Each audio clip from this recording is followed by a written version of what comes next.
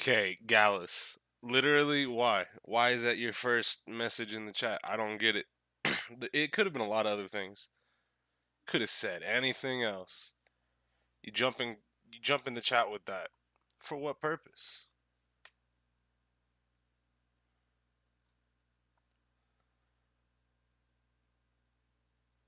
Explain yourself.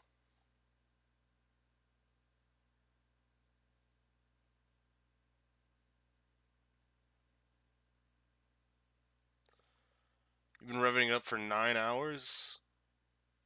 Okay. Yeah, why have you been revving up cock and ball torture for 9 hours? Why that specific length of time?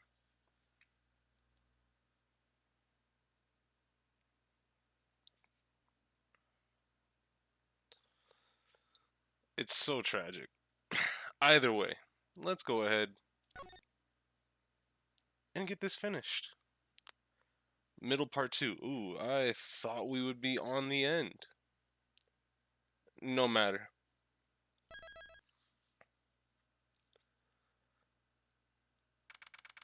Alright, so last time we were investigating the SS5 shit, right? We were investigating the kidnapping of the president of Zhangfa and the murder of what was his name? Jack Cameron? Uh and that was if you thought that was bad, just wait. I don't know. I don't like that. But yeah, no, we were investigating Jack Cameron's murder. We found out that that Blaze was going to be digging. He was digging around here specifically, looking for assumably the buried ransom money that they were getting for the kidnapping. So let's go ahead. And Courtney's back. How many people do we even have here? We have like this case is wild to me just from the sheer amount of characters on screen. Like discounting the child who was here for just plot convenience. We got 9 whole ass niggas on screen. We got Kay Gumshoe, we've got Ray, we've got Miles, we've got Shilong, Courtney, Franziska, Nicole, Lotta. Off screen, assumably somewhere in the distance, there's Penny, there's Will, Shelly the Killer is lurking. I know I've brought it up a couple times, it's just wild to me. Character designs on the screen right now are so complex you think it was the cast of a DR game? I mean, kinda. What's up, C-Bay? But yeah, no, like of the like even if you include John Marsh into the rest of the 9 people, there's like super varying designs where you got Gumshoe who is literally wearing suit and trench coat, and then you look 5 feet to the left or to the right of him, and then you see Shilong, and it's just like, oh, that guy is just Asia incarnate. So that guy was my dad. He found out about his own birth so suddenly. And furthermore, his newfound father is no longer in this world. Exalted was going on. I'd always been searching for my dad. John. I get it alright, he's the president. I know it's a complicated situation. But we even met face to face during the filming. So then why, huh? Why didn't he tell me who he really was? I'm sorry, John. You don't need to apologize. No matter how you look at it, it's all my fault. Nope. Yesterday I broke my promise with you and didn't even notice the fire on the roof. So I destroyed everything. I crushed it all. My dad and those flowers that my mom carefully grew. John, please, for now, just don't think about anything. Just stay like this for a little while. Just for a little while, okay? The bond between a parent and child. That's the meaning behind the lion lilies. I know it's not my style, but that flower is from Zhangfa. However, we have no means of protecting that bond. Agent Lang, allow me to say this. This case won't be solved by sentimentality alone. Therefore, shouldn't we do all that we can to solve it? Yeah, you're right. The recreation of the past has finished. Were your father's deductions correct? My old man took his deductions to the grave. He never told anyone about them. So, who knows if they were right or not? In that case, what about your own deductions? I would like to hear what you think happened based on the recreation, in order for us to get closer to the truth of 12 years ago. Yeah, I was thinking of it's about time. I can see it now. My old man's back, real close. I'll catch up to him for sure. To the truth that my old man uncovered. Oh, alright. I didn't think that was going to lead us into a fucking testimony segment, but the truth of the SS5 incident. There's no mistake that the president went to the orphanage. The stuffed toy is proof of that. He was planning to meet with Amy Marsh. However, the president was kidnapped, and Cameron just happened to witness it. If Cameron hadn't been there, it probably would have been a kidnapping with no murder. Whoa, kidnapping with no murder.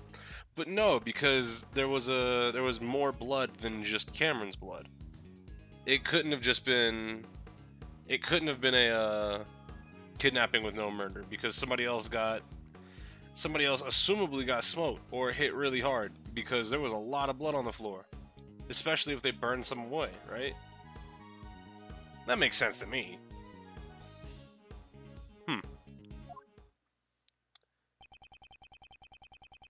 Was that really all that happened 12 years ago?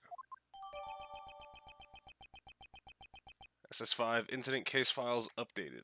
Alright. Would have made sense for that to be updated last time, but whatever. However, there's still one thing I don't get. There's something you don't get. It's this. Why do they need to take a fake photo? Why would they go through all that trouble to even make the president take part in the photo? Unless the president was in on it. Merrick with the host, thank you very much, brother. So, the president has been privy to fake dangerous plots before. What's to say that he wasn't privy to a fake kidnapping as well to build up clout? Maybe that's why the country started to dislike him, because they realized that the kidnapping was fake. But then wouldn't Shi Long know that the kidnapping was fake too? Did they figure it out? Did they start hating him for other reasons? Questions for now, actually, but I assume we won't get those answers until a little bit later. That's true. However, the answer to that riddle must lie somewhere within. Once we get past the layers of deduction, we shall surely reach it. Yeah, that's right. I'd like to hear your deductions as well. Alright, rebuttal time. Alright, so it would have been a kidnapping with no murder is probably... What do I even have? I forgot what evidence I actually have, but we'll get to there. Probably would have just been a kidnapping with no murder, Yankee, no brim, but... Yeah, okay. Mysterious bloodstain. Belonged to someone other than the victim, Cameron. Yeah, so... It's weird that they didn't do DNA testing on that. Okay. Tap, tap.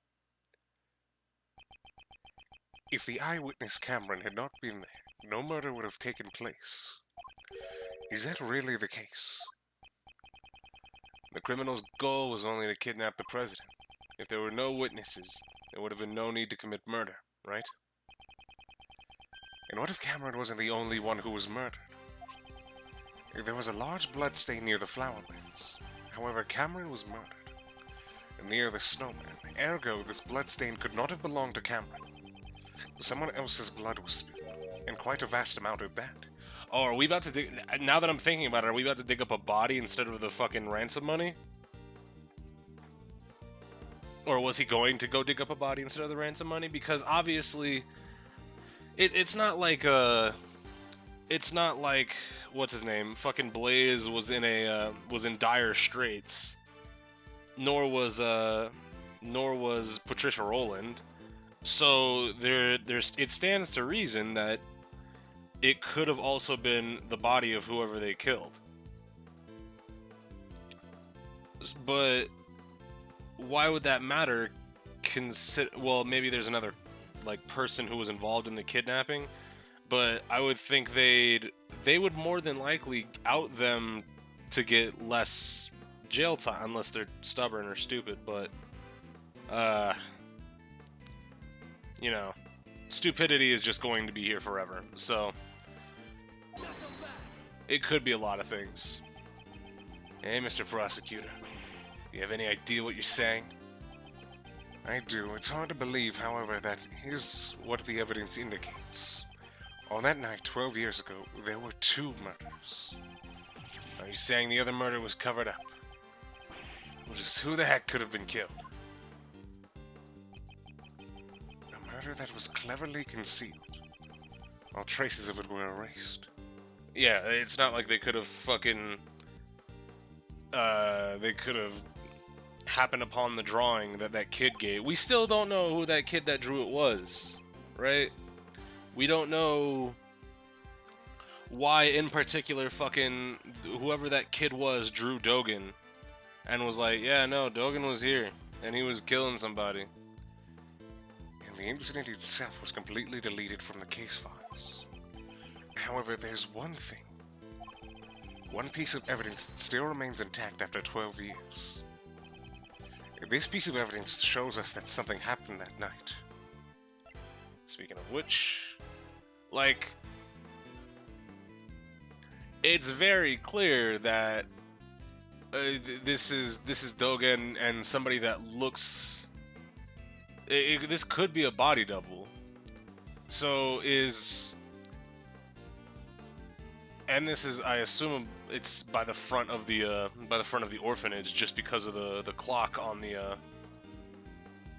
clock on the front door there. We got this blue elephant swing set and this pink bunny down here, but that looks like Dogen, and that looks like a shitty rendition of Anubis. So did somebody hire a hit on the president, and the body double got hit? And they try to cover it up?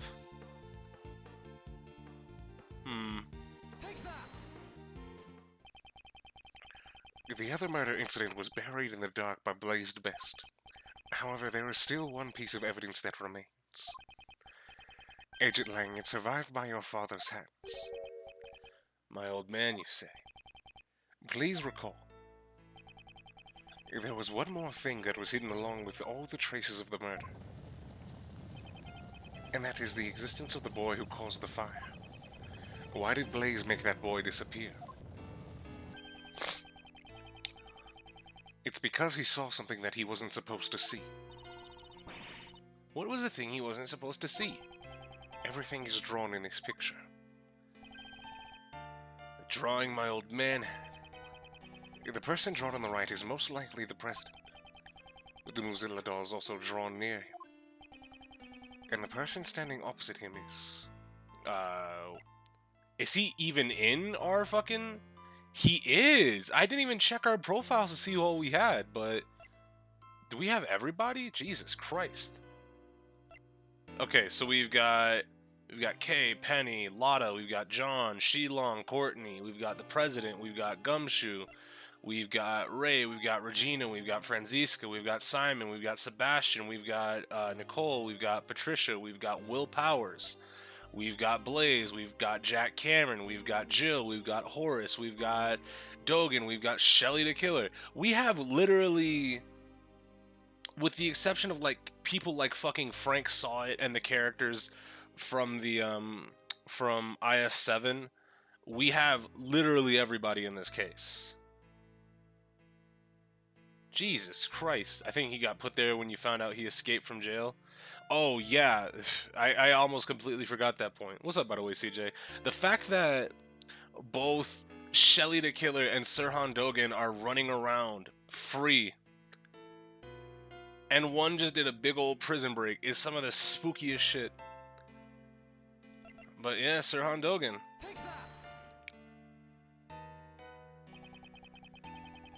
A man with a knife and a large black dog.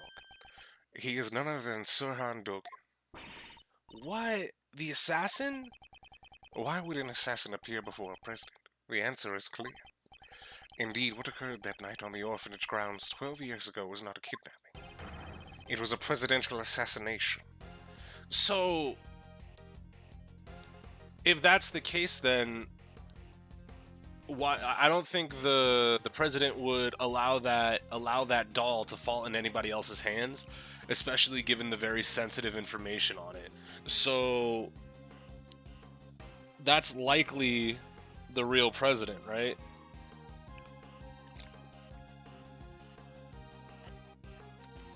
So is it the fact that Dogen had the okay, so did the body double come into cahoots with Blaze / Patricia / whoever want to become the real president and said, okay, let's hire a hit, or let's put a hit on, let's put a hit on the president, and in doing so ensuring that they have control of the country. Well, then Miss Roland and Mr. Blaze were... Yes, those two were likely partners in crime. One furnished the orphanage to use as a scene of the incident, and the other covered up the young boy's testimony. Blaze looks even worse in black and white. It's this profile shot where he's, like, kind of turned to the side. It's likely that Mr. Cameron was murdered because he witnessed the assassination itself. After all, the kidnapping never actually happened. Stop messing around. You're saying that the president was assassinated 12 years ago? We just found his body today. He's been alive up until now. That's right. I mean, we met him ourselves. If the president was assassinated 12 years ago, then the president's body was found today. That would imply there were two presidents. Yeah, and that can't be right. Well, okay. Unfortunately for you, we were told the existence of the president using body doubles, so... Are you sure about that? There is the possibility that there were two presidents. That's right. Up until now, I've been getting a strange feeling from the president. Even so, Iris couldn't possibly be at two places at once. Dog, if they bring in fucking spirit channeling into this game, I'm probably just gonna start doing backflips. The image of President Huang that Agent Lang described.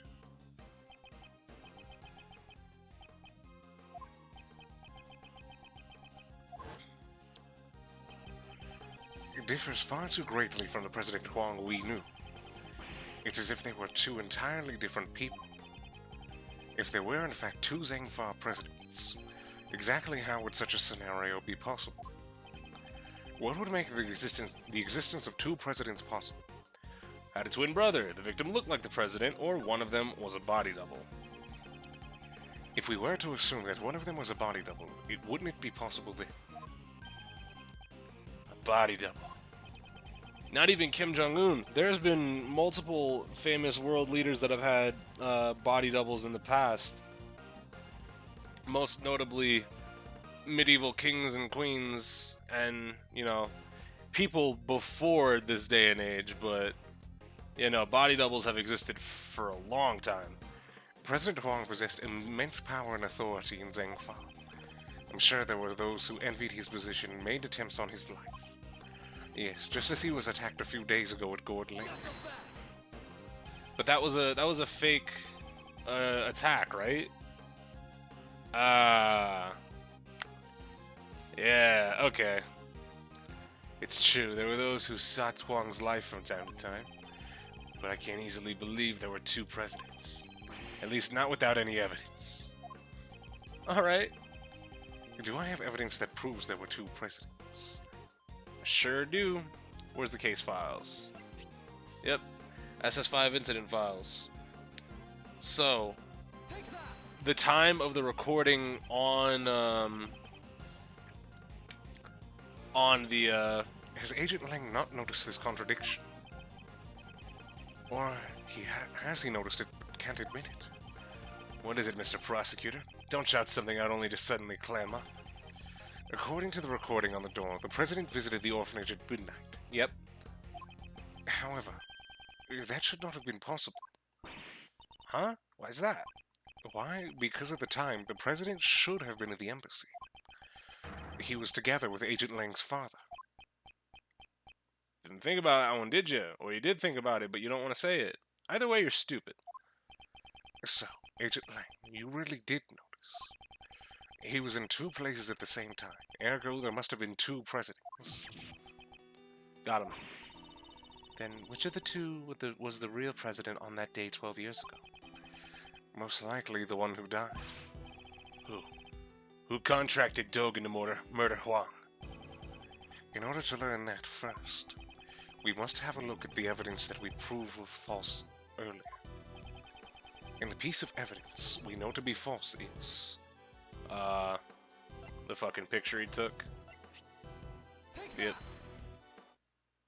I don't know why they wouldn't just, maybe because I assume maybe they thought people would take a break like I did and would forget, but seems pretty straightforward. The photo taken with Cameron's camera was taken after he was murdered. And he was murdered because he witnessed the presidential assassination. In other words, the photo must have been taken following the assassination. Given that who is the president in the pictured in the fake photo, we must consider him to be the body double. Coquette with the hose. What's going on, brother? In other words, the body double had the real president murdered and then took his place. Patricia Rowland and Blaze must have cooperated in that plan. Hold it. Huang's body was never found. Just where could it have disappeared to? The answer to that is already quite apparent. This is where the president's body was. Was or is? Because, I mean... Do we even have flower beds as an evidence? I don't think we do. But we do have, yeah. We have monsters' footprints. What's up? Nothing much. Coquette, what's going on with you? We're gonna be finishing up, investigations tonight. I don't know how long I plan on going for, but should be in the realm of, like, people have told me that I have a decent bit of game to go left, and we have some more stuff planned, so I don't know. I'm thinking maybe 9 hours, potentially, maybe longer. Last night, there was something Blaze had to unearth with his own two hands. That item was not the ransom. It was something far more important. So Blaze unburied the real president's body. The possibility is quite high. What'd you say? The bones from the body buried 12 years ago would still have remained. According to Mr. Powers, construction was to begin soon at this lot. That was the deadline, both for the movie and the retrieval of the body. Because they would have found the body when they started the construction. Agent Lang, let us search the footprints that Blaze dug up. Yeah. If the body was buried there, there'd be traces of it. Hey, someone call forensics. I have the results of the search. We found traces in the dirt that suggest a body was buried here. So, it was Huang after all. We also recovered the skeletal remains that Blaze the Best dug up. They were in his home. In addition to the bone structure, the dental records and the bone fractures all match up. We can confirm that it was indeed President Huang. So the real President Huang was indeed killed 12 years ago. The SS5 incident was a murder. And an assassination. Alright. Dug by Blaze to retrieve the body. Ooh. So the SS5 incident was actually a murder incident. It was always a murder incident. I don't know why Jack Cameron was killed. Y'all better put some respect on him. Like, come on. What? There's so much information. It's way too confusing. Indeed. Let us take this opportunity to review the details of the case. First, the real president came up to the orphanage, right? 12 years ago, the true President Huang visited the orphanage in order to meet his son. I don't know why Why we're using a king? Why we're just now using chess pieces again? The footsteps in the snow that we thought belonged to Mr. Cameron were most likely made by the president at that time. And they just swapped his shoes because they didn't fit on fucking, they didn't fit on Cameron completely. President Huang was supposed to meet his son here. However, the one who actually showed up was the assassin, Sirhan Dogan. But why does Dogan have D, but the president just has a king piece? He came here to meet his son, but was murdered instead. How horrible. A man like Dogan shows no mercy. And after that, the second... Ooh, excuse me, burp came up on me. The second tragedy occurred. You mean Mr. Cameron's murder? Indeed, Mr. Cameron saw the decisive moment. After the real president was killed by Dogan... Why is it K and K? His body was carried to the rear courtyard by the team of kidnappers. Oh, so kidnappers? Mr. Cameron must have witnessed that moment. From the orphanage entrance. Isn't that technically triple K? What you mean? Kidnapper, we don't know who did what, but assumably we know that it's Blaze and Patricia, right? Assumably they were the only people in on it, because having more, I don't know if what I'm gonna say makes sense to you here, but it's somewhat of a common theory that, you know, the more people you have on the job, the more people that can possibly squeal. Isn't that technically triple K? What you mean? Oh, fucking kidnapper, king kidnapper? No. Yeah, but we can't assume who was the left one. I mean, fair enough, Mario. If you want to take it there, you're technically correct. Although we can't assume who was on the left and who was on the right. Yeah. But yeah, I know I already read it, but I was just making sense of it because I was like, no, there's only 2 Ks, but I didn't realize that it was king. I just saw the chess piece instead of a letter. Although he himself believed that he actually had witnessed a kidnapping. Furthermore, by this time, Red King, the body double who had come to meet up with Blaze and Miss Rowland, was already standing behind Mr. Cameron. And then the witness to the incident, Mr. Cameron, was killed by the body double. So, was Mr. Cameron's corpse also carried by the body double? Yes, that seems likely. But there wasn't anything at the crime scene that looked like the body double's footprints. I've already figured out how he accomplished that. There is a piece of evidence that would have made it possible. It's a brick. Thunk. What did the body double use to move the body without leaving any footprints? That motherfucker stole his shoes. Or donated his shoes, rather. This is almost certainly how the body double carried Mr. Cameron's corpse. After Mr. Cameron was killed, the president's body double carried him into the middle of the garden. I suspect the body double was wearing the same shoes as the real president at the time. If he made sure to step precisely on top of the footprints left by the real president. Ah, since the shoes were the same, there would only be one set of footprints left behind in the snow. I think I've got a pretty good grasp on the SS5 incident now, but there's still one thing I don't get. What's that? Why do they need to stage the abduction? Because Mr. Cameron witnessed the incident. He saw the president at the orphanage. He left behind witness testimony on Miss Crane's answering machine. Even Blaze couldn't make that disappear. Ergo, the body double needed a reason for the president to have been at the orphanage. And that's why they prepared the fake kidnapping charade. The people in the fake photo are most likely the body double and most likely Patricia Rowland.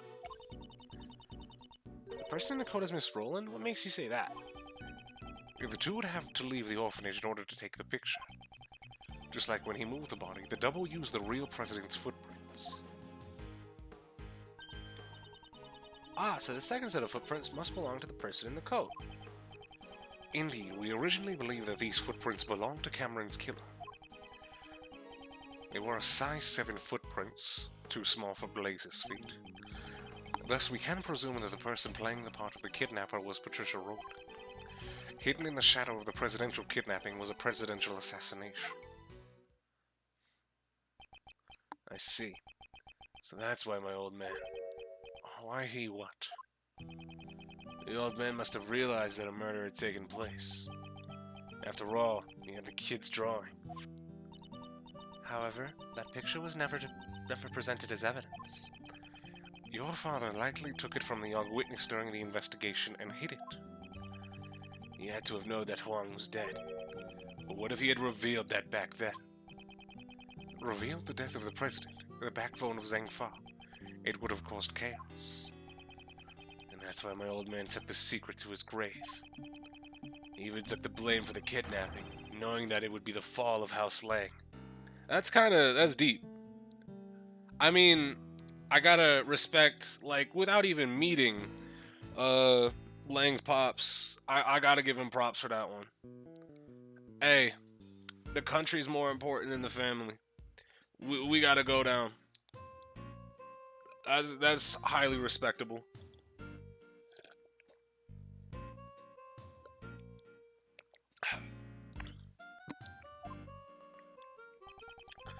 So this is the truth that Agent Lang's father hid 12 years ago. And now it's all become clear. What the fuck happens to Kay Faraday after this game? Where does she go? Where does Gumshoe go? Down in coffee? It's just water. Is that really the case, I wonder? Huh? What? Who's there? Oh. Oh, y'all plan you plan on taking us all out, or huh? That bell, it's Sirhan Dogan. What's going on, brother? How you doing? Where you been? Why'd you break out of prison? Hello, fellow humans. Worm. What's going on, Panda and Stars, man?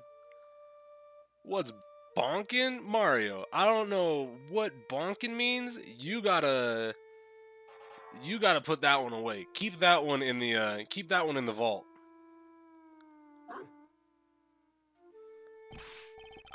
Look, you still gotta keep that one in the vault. You, why are you here? How can you just brazenly show up here? Who do you think you are, pal? I found the conversation most intriguing, and I just, well... Are you feeling nostalgic about an old murder of yours? You're the one who killed Huang. Nostalgia? I think not. You were speaking about the person I am searching for. So who are you looking for? You're searching for someone. I escaped from prison in order to meet with a young acolyte. The one who wore the red raincoat. What? The red raincoat. Who is this person? I suspect that it's the same person as the mastermind you are searching for. So, red raincoat way back then? Who was wearing a red raincoat at the scene? What you got? Someone you've been searching for, the one in the red hood. Yep. Don't they seem surprised, Anubis? Yes, they are, my boy. 12 years ago, this young acolyte saved my life. I think he means the red coat who took K, but it sounded like the way that was phrased made it seem like he was talking about somebody else wore a red raincoat, like a young acolyte that wore a red raincoat. But yeah, you're probably right. He's probably talking. He probably knows that the person took K and wore a red raincoat. Alright, so they saved your life? What happened? Dogen's savior. Certainly, it was I who killed President Huang. However, my life was also targeted on that day. The body double, Blaze, and Patricia all sought to seal my lips. Had I not been reunited with the young acolyte back then, I would have been in danger. But alas, even to this day, I do not know what has become of the young acolyte. Then why are you looking for him? Okay. So your client was indeed the body double, who was the main perpetrator of the crime. It was a long time ago, but I remember his words even now.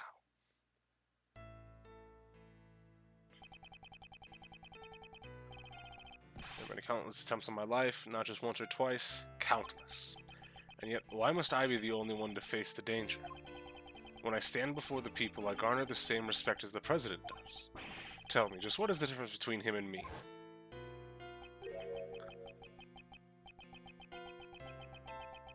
The difference was great. While the voice and style of speech may be the same, one can mimic the body, but the heart cannot be reproduced. I suppose his own weakness cost him in his quest to become a leader. I'm in charge. Well, why are we going back to this? Perhaps the king and his knight were not so different after all. Oh, okay. There won't be any more limits to sanity restoration in Arknights? Yeah, if you've got Prime, spend that bitch if you want a refresh. I can't tell you how many times, like, that's, like, caught me off guard, and I'm like, alright, I'm gonna do a couple more. What do you mean I'm out of refreshes? Showing leadership is not as simple as it seems. Yeah, you gotta be in the right headspace. The double believed that the president's only weakness was a woman called Amy.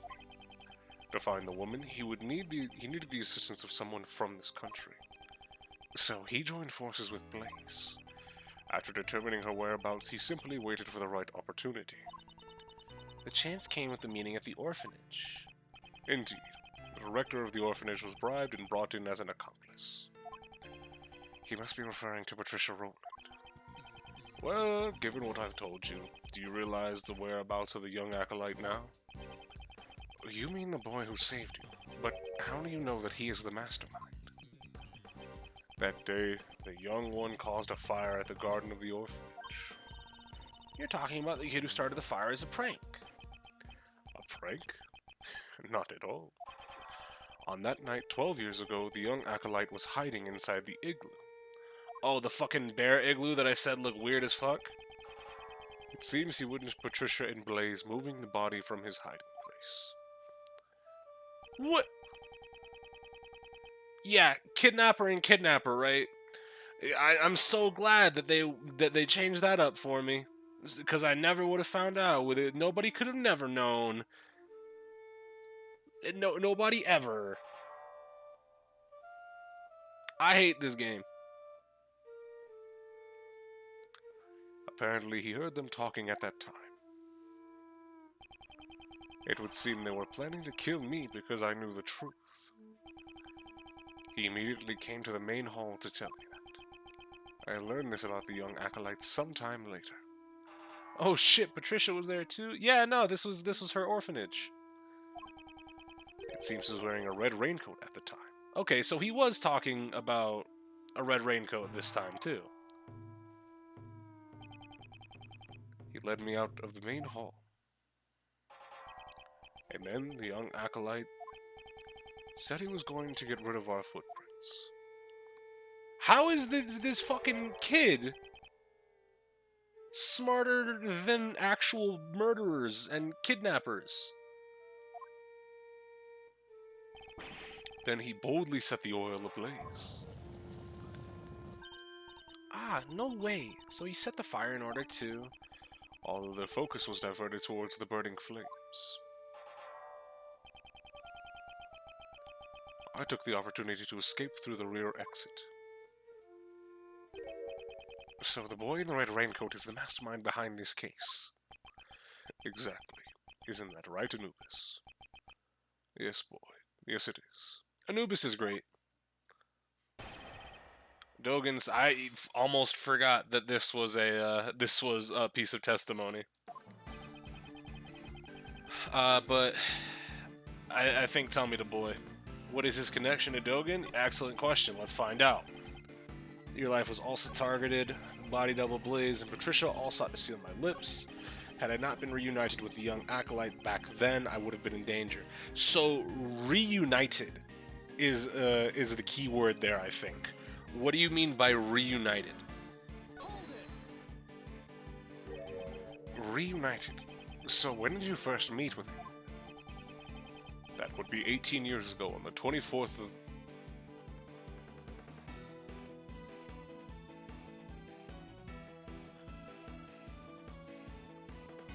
Wait, no. So... Does this tie into fucking... Does this tie into IS-7? There's no fucking way. That is a rather long time ago.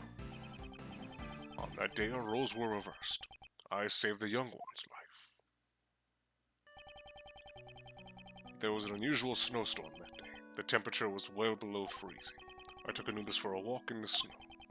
But that's when Anubis noticed something and started running. I followed after him and found a car. I had great difficulty opening the door. It had frozen shut. In the backseat, there were 2 young children shivering from the cold. Yeah, Anubis is old as fuck. Yeah, Anubis. That dog is stronger. That dog has strong ass willpower. Okay, is that just the design on his sleeves, or is that nigga's hands tied up? 2 children. Had they remained in the car for an hour longer, they surely would have frozen to death. Tied? Okay. I brought the 2 of them to a nearby orphanage. Is there anything about Dogen's story that concerns me? There is something. What concerns me is The date. the 24th of December, 18 years ago. Are you sure about that? So, are like, cause if these are the kids that I'm thinking they are, that's fucking Isaac Dover and Gustavia's kids, right? And if that's the case, then one of them ended up helping out Dogen and is now the fucking mastermind behind this. But how old would that make him? Because they said they were in grade school. They were like 6 or 7, right? So they would be in their 20s at the very least. They wouldn't be super old. Like mid to late 20s.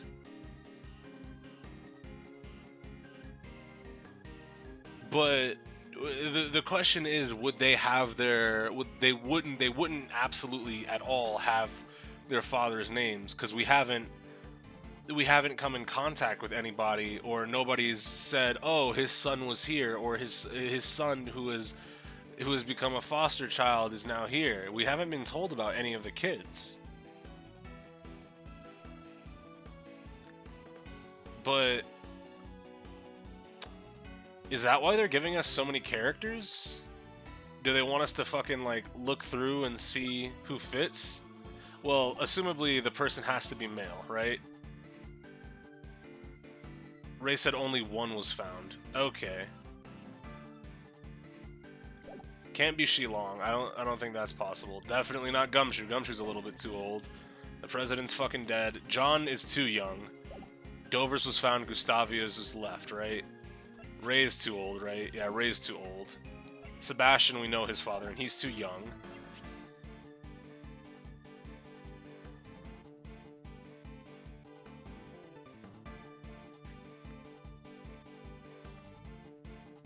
Is it possible?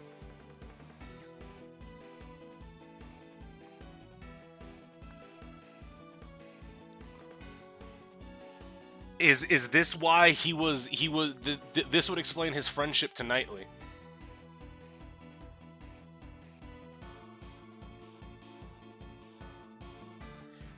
if he found out that Knightley was playing correspondence chess with Dogen, he could have got buddy-buddy with Knightley to get buddy-buddy with Dogen again. That would explain why he didn't have to go to Knightley's... He wouldn't have had to not go to Knightley's apartment to get the chess set. He could have just had it. That could have been his chess set. Something just clicked, but I'll say it later. Yeah, no, there's a strong possibility that Simon is, but I don't think we have anybody else that fits. Will is definitely... What the fuck? Will Powers is 25?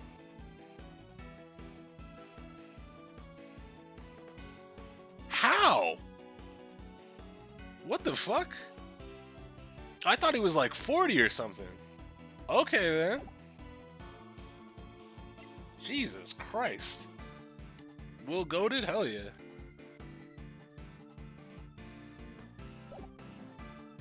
Yeah, I didn't realize it either. Jack's dead. Age dead. I love it. It's always great.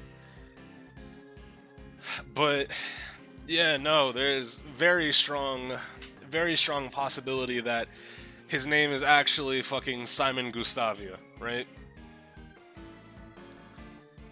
Age bricked.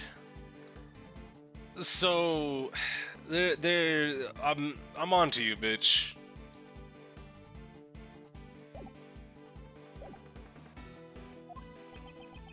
There is no mistake. Could that mean? I know, the significance behind that date. What shows the significance of the date when Dogen found the children? Do we... What? Yeah, IS-7 incident documents. That day, a certain incident occurred. A sculptor was murdered. Ah! During that incident, 2 young boys went missing. Yep, there they are. Wait, does that mean that Dover's kid tied up Gustavia's kid? For what purpose? Yeah, closed eyes. Yeah. It's fucking Simon. Great. They're the sons of the victim, Isaac Dover, and the culprit, Dane Gustavia. We never did find out where those 2 boys went after the case 18 years ago. Oh? They were the sons of a victim and a culprit. It all makes sense now. What makes sense? One of the youths was bound so that he could not move. Mr. Dover did it so that Mr. Gustavia's son couldn't come to the contest venue. Indeed, Gustavia was using his own son as a taste tester. To think that was what transpired. Neither child seemed to recall what had happened. They lost their memories. More amnesia! The acolyte told me this when we were reunited 12 years ago. The pair were placed in an extreme situation, on the verge of freezing to death. The trauma led them both to suffer from amnesia. Neither could so much as remember his own name.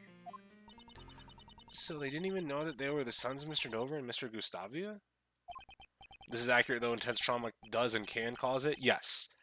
This is like one instance of amnesia where I'm like, okay, this is fine. But like, Kay falls like 5 feet and bumps her head a little bit weird and has amnesia for just the length of the case. Phoenix takes a bump on the head from a fire extinguisher and forgets everything for like 5 minutes. Then I have a little bit of an issue, but this amnesia is fine. Indeed, while we cannot say it conclusively, the probability is quite high. However, we still don't have enough information to deduce the mastermind's identity. I mean, Simon, Dogen, would you please continue your story? Very well. Dogen and the Acolyte.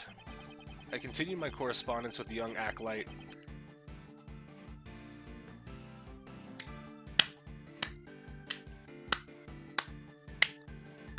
Bravo. You know, I'm actually like, it's this reveal is not stupid. the way it's going, this is actually a really good reveal. I'll give it that. This is the least offensive reveal that has happened. I do not feel upset with this. I do not feel mad at this.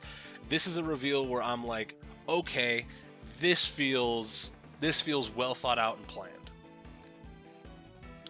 My correspondence with the young acolyte, even after entering prison.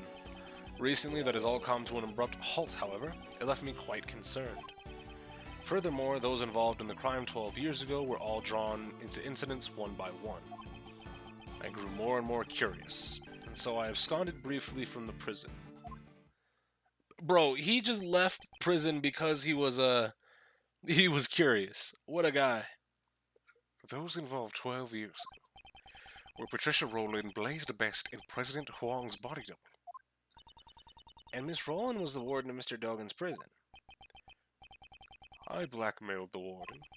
That woman had tried to kill me. Perhaps the good prosecutor has already deduced the reason.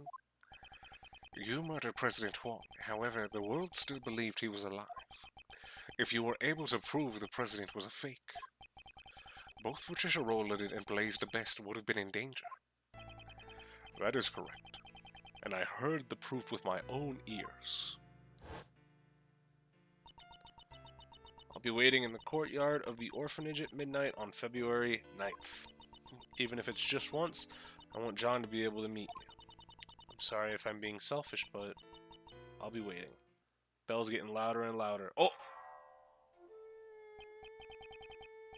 Who might you be? My apologies, but I am presently waiting for someone.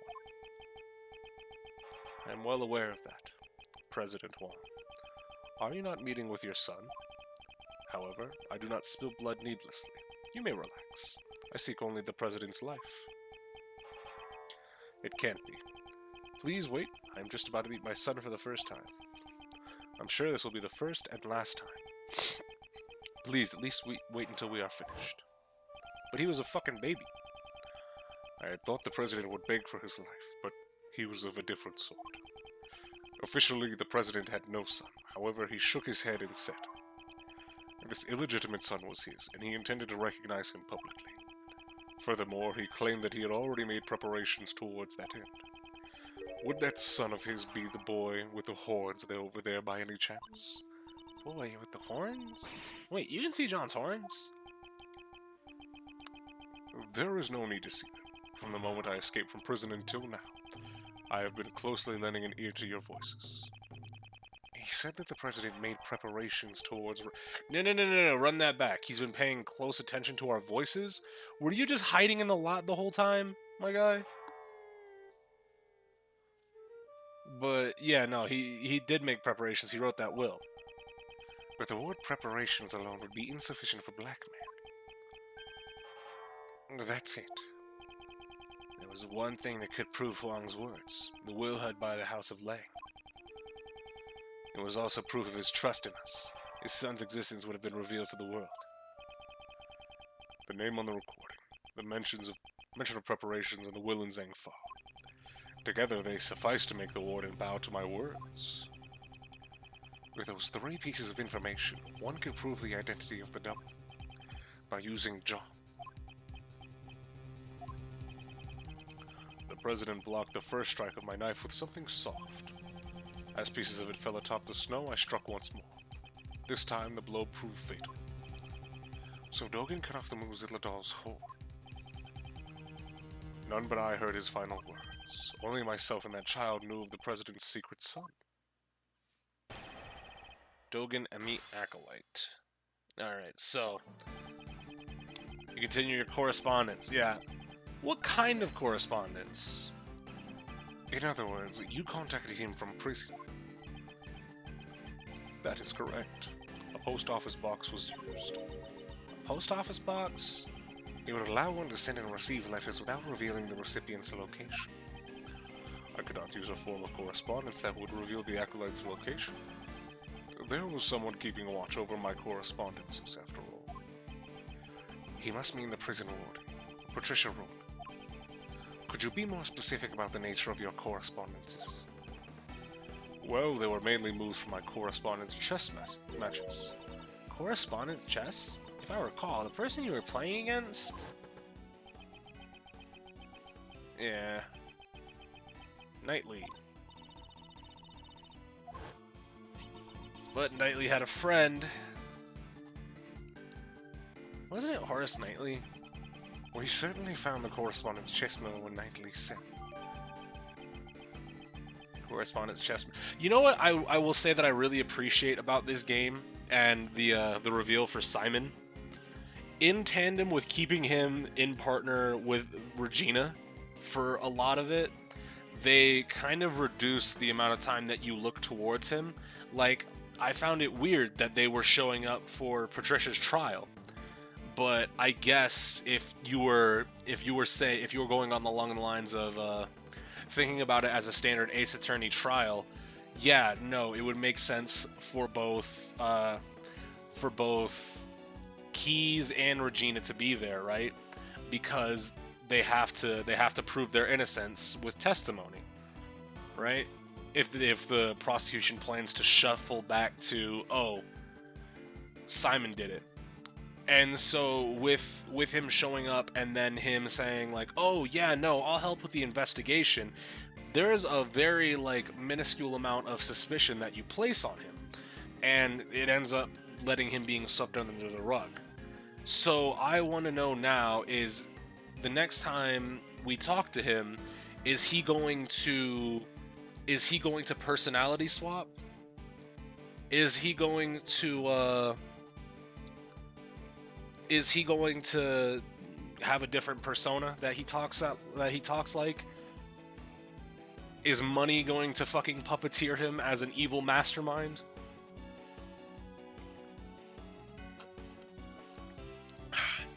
Because even with the way he speaks now, he you can make a contrast to the phone calls that we were getting from the kidnapper, the mastermind, and there wasn't any like similarities between their two speech patterns.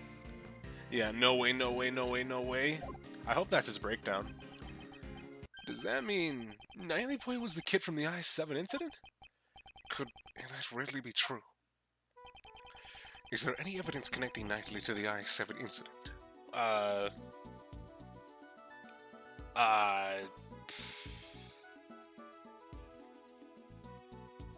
Do we have anything?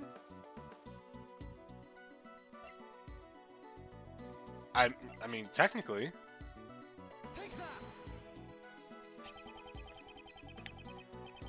This is all that Knightley left behind. Could there be a clue hidden within? Which should I investigate? Either the ring or the chessboard? The ring? Oh, what the fuck? Okay, when they said they had a snowflake insignia, I didn't expect it to have fucking... I hate this. Grizzly number 7? Why do you need so many grizzlies? Nobody needs that many grizzlies. This ring is... Mr. Edgeworth, what is it? Grizzly was the first 5-star I made in Girls Frontline. I think she was like this 3rd or 4th doll that I crafted. You could have seen this when you got the ring. I noticed it right away, actually. Okay, I just didn't investigate the ring, because I just assumed it was the same. I assumed that I could have always like pulled it up and checked it. No, I guess not. Yeah, I can check other things. So maybe not, because I didn't look at the insignia on the ring too hard.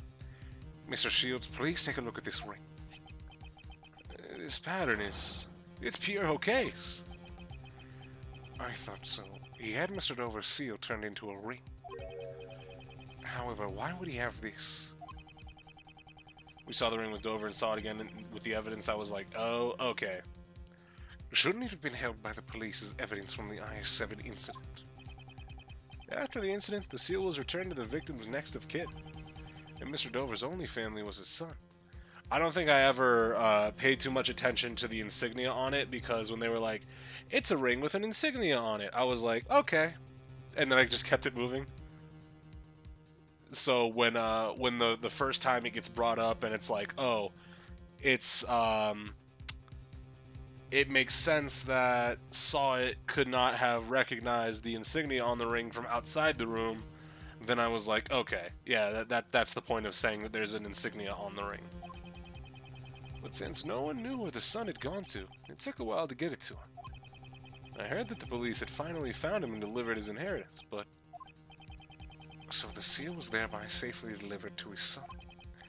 And then he turned the seal into a ring and wore it on his person. I gotta say though, Knightley was pretty nice with a revolver. I don't know why they had to kill him off. So Mr. Knightley is Mr. Dover's son.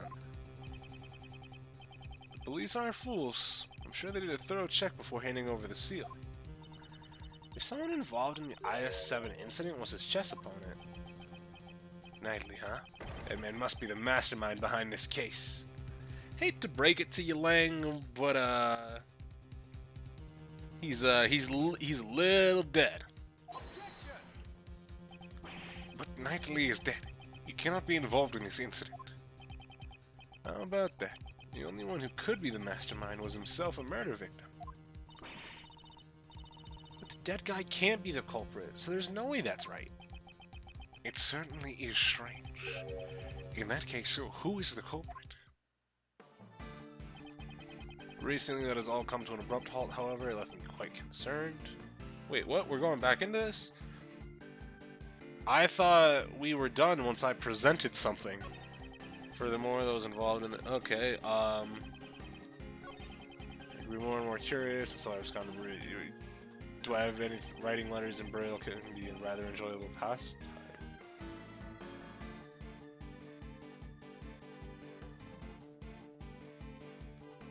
Wait a minute.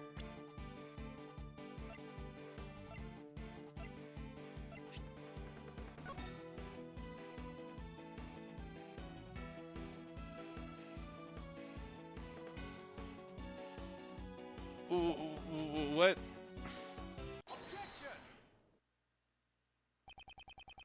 I'm certain you said you wrote your letters in Braille. Correct. The good prosecutor must know that I am lacking in sight, do you not? The correspondence chess letter we found had been typed out using a word processor. That cannot be. What do you mean? So, someone out of their way to retype the letters on a computer? Yeah. Could another person have acted as the middleman between Dogan and Knightley? What do you mean? Dogan wrote his letters in Braille. However, by the time it reached Knightley, it had been rewritten on a word processor. We must assume that some middleman rewrote those letters. Librarian's glare is gone? Yes. I got rid of it because you guys don't know how to fucking act. And wouldn't know how to act had I re-changed it back to its original state. And the reverse can also be said. That same someone might have taken the letters Knightley wrote and re-delivered them to Dogan. Yes, that is indeed true. So somebody that can speak Braille? What's up, Neona? Correspondence chess memo updated. Knightley and Dogan both communicated through a certain individual. Dogan, were the letters that reached you? They were in Braille, of course. So Knightley Boy's letters must have been transported by that same person as well. Oh, then that somebody must be the mastermind behind the case. You're saying there's someone else to the mastermind behind this case? Then who the hell is it? Dover's son Knightley is already deceased. Remember when Game Freak used Visual Braille? Don't tell me I'm gonna have to read Visual Braille. Don't say that to me. SNR, please. Please say psych. In that case, there is one more youth who we should consider to be the mastermind. You mean Dan Gustavia's son? But who the heck is he? No, I didn't mean to. Okay, I thought you meant that we were going to have to translate fucking Braille on screen. If Knightley is Dover's son, then Gustavia's son must be. We're the only friends either of us has had. Okay. was the same as me. We never had real families. It can't be. Could it? Could it really be him? Mr. Edgeworth, what is it? You've gone all pale. I figured it out. The identity of the mastermind who's been controlling this case from the shadows. How y'all doing today? I'm doing pretty good, Soriano. How about yourself, brother? Who in the world is it? I don't want to believe it myself, but it is someone we know quite well. The mastermind is... It's Regina Berry. The mastermind behind this case sent a letter to Jill Crane, which deceived Blaze. Furthermore, he kidnapped John and eavesdropped on us. However, all of his actions, the one I had not been able to get out of my mind. Yeah, it was taking her all the way up there. That's how he brought... Okay. I just realized how he was able to do it, too. There was one specific line said by Regina. I don't know when it was, but it was during this episode, during this case chapter, and it flew super under the radar. The only reason why I questioned it was because I questioned the type of advertising that was going on outside Sunshine Coliseum. Any guessers? Anybody want to take a stab at what I'm talking about?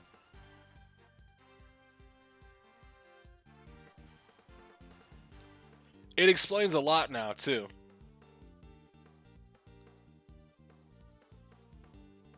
I don't remember. Well, I'll give you a hint. It explains both of the testimonies of both of our very fun journalists who seem to be here. So, if you'll remember their testimonies, Lotta said that she saw an eye outside of the window, and it was a big, like, beast-looking eye, right? Like it looked like a monster's eye. And Nicole said she heard something breathing fire, right? Now, earlier in this episode, there was a moment where Regina just drops a fucking random out of context line about Simon being able to use a hot air balloon to do advertising for the Berry Big Circus. And at the time I was just like, oh, that's pretty cool. And it fits in with what they did in Apollo Justice, because they had those blimps. But no, that would explain why he was able to go from Gourd Lake because it fits. It fits their testimony. It fits how nobody was able to notice him carrying Kay up to the roof because he didn't go through the building. He went on the outside of the building. Ah, that's really good. This game is really good for its finale. Oh, that's fantastic. The giant monster. Huh? Did you just say something? That's right. The key to exposing the mastermind is in the monster's true form.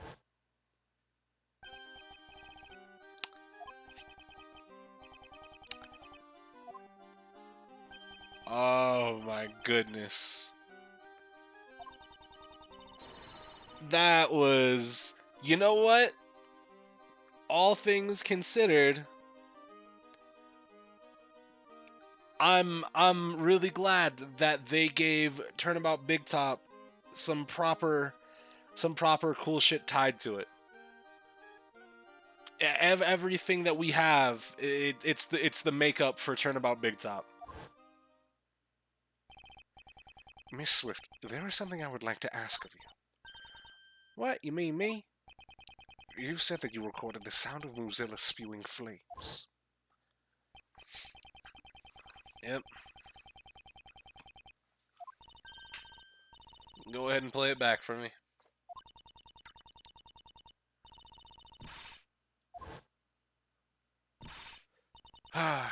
That's right. I ain't actually seen the monster with my own eyes, though. Could you let us listen to the... Oh, excuse me. That burp came out of nowhere. Could you let us listen to the tape? Sure thing. There we go. This sound, it's as I thought. So it seems that my reasoning was correct. The true nature of the monster and the mastermind. All of my logic is coming together. Miss Hart, you said that you captured a giant eye on film, did you not? Sure did, right here in this photo. Though we cannot confirm it like this. Detective Gumshoe. Yes, sir. Lend us your film analysis device. Okay, but what do you want to analyze, sir? This photo, please. I'm on it. Is there a new clue in this photo? Let's check it out. I mean, it's definitely the eye.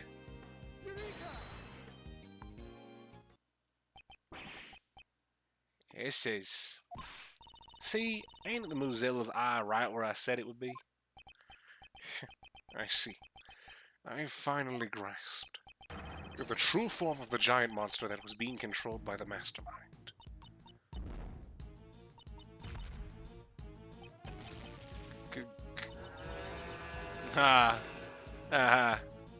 Giant monster? Are you admitting it? You are, ain't you? You're admitting that the mighty Mozilla is real. No, this is not Mozilla. This is the eye of a different monster. Please have a look at this. It's a flyer for the Very Big Circus? Ah, this is... Precisely. There is a rather large balloon with the head of a lion pictured here. This balloon is the true identity of the giant monster. In addition, the sound Miss Swift recorded, which she believes to be Mozilla spewing flames.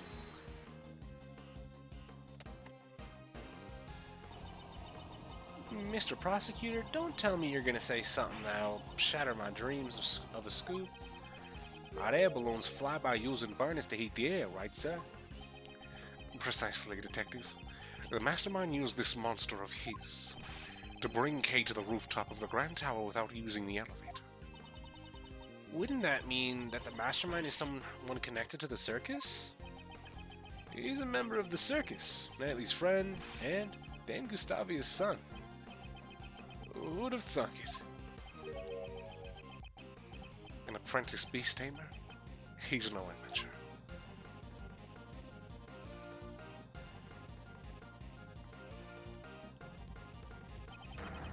For the beast he has tamed is none other than this entire case. Simon Keyes. He is the mastermind behind this whole incident. Mr. Keyes was really behind it all. No way. I don't believe it. I mean, we trusted him. How could it have all been a lie?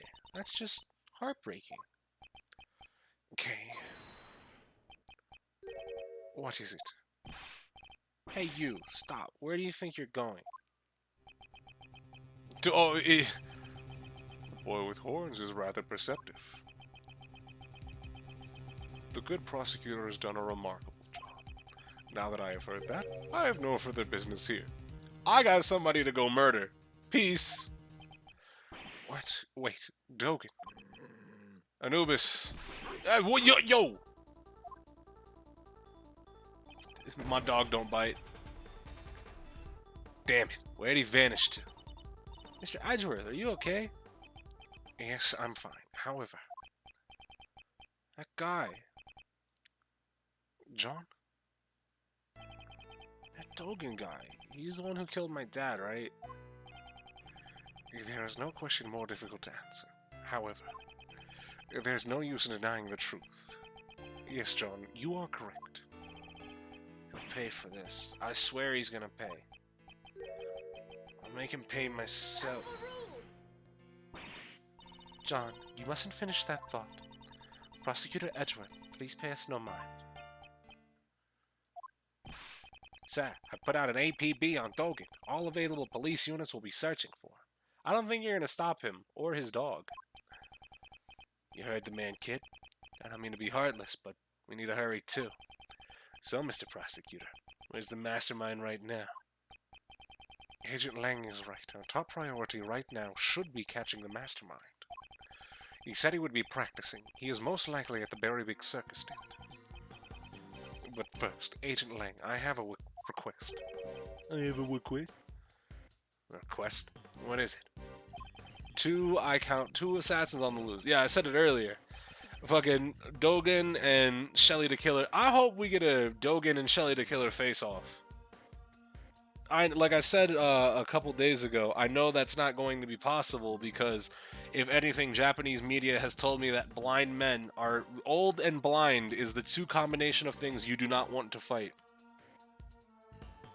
You can't do that. John ain't Justine related, is he? Or is it just because of their relation to Huang? No, it said that Justine said that she was related to Amy, right? She's John's adoptive mother. I think she was John's mother's, like, not sister, but, like, cousin, I think? Yeah, cousin. So, technically, she's John's first cousin, right? Now that we've identified the giant monster, our next order of business is to capture it. The moment we arrive at the tent, I need you to locate that specific item post-haste. And Detective, I ask that you perform a follow-up investigation on the kidnapping incident. Roger that, sir. Mr. Edgeworth, I want to help out too. In that case, you'll be in charge of calling for backup. If he truly is the mastermind, we may require assistance from a certain Let's go. I met him so many times, yet his facade always fooled me into sympathy. He may have gotten the better of me in the past, but this time I'll settle it once and for all. To be continued. Let's go get this nigga. Whoo-wee.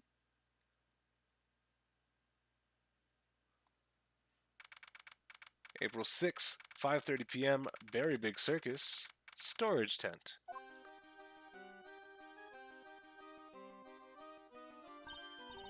Ah, Mr. Edgeworth. Are you guys here for the show? Mr. Keyes, Miss Berry. You're a little early. I'm sorry, but we're still getting ready. But I'm so happy you came. You remembered our promise. Yes, I remembered. You asked us to come and see the show when you gave me this. I'm so happy you came. Please enjoy yourselves. I'm sure my performance will surprise you, Mr. Edgeworth. Your performance has already surprised me, Mr. Keyes. But he hasn't performed yet. Regina, please have a look at this photo.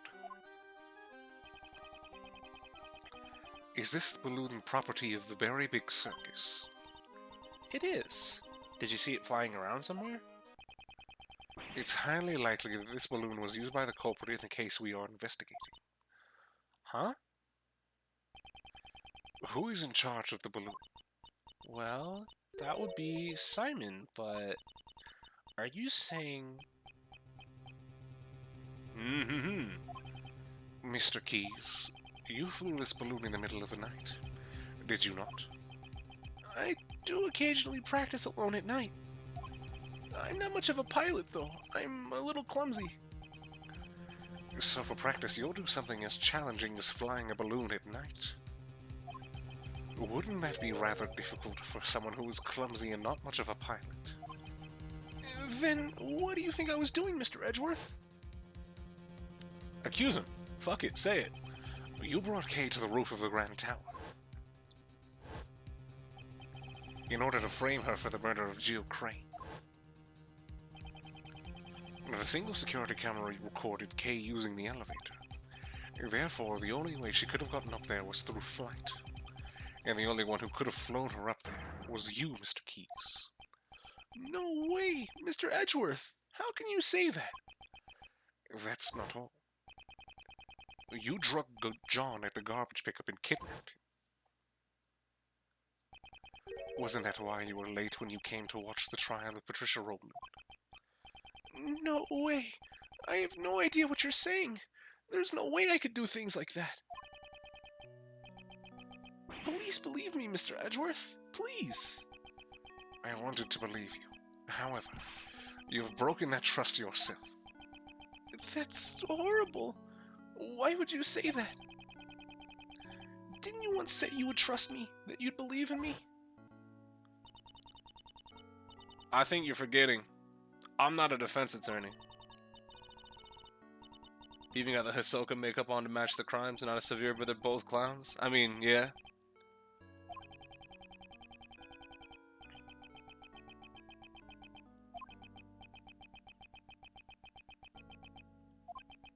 Well, I mean, now that we're talking like this,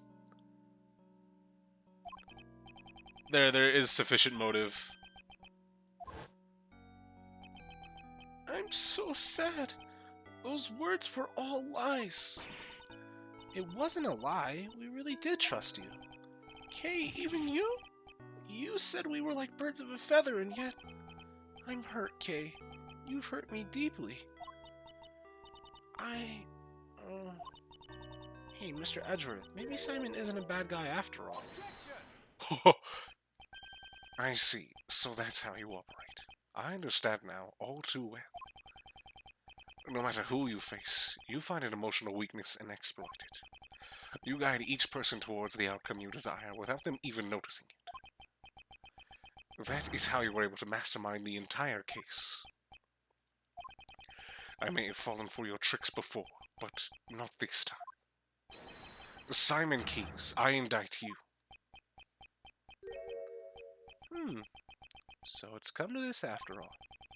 You were always so full of confidence, Mr. Edgeworth, but I rather like that, because now I can rip that confidence to shreds.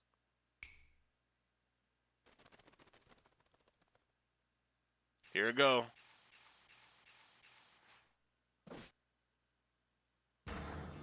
His eyes are open. Oh! Good work, everyone. His personality is completely changed. So the animal tamer who could not tame animals, that was all a facade. This is the real Simon Keyes. Simon, that's not true, is it? Truth or lie? What difference does it make? Huh? Mr. Edgeworth just made me a little upset, that's all.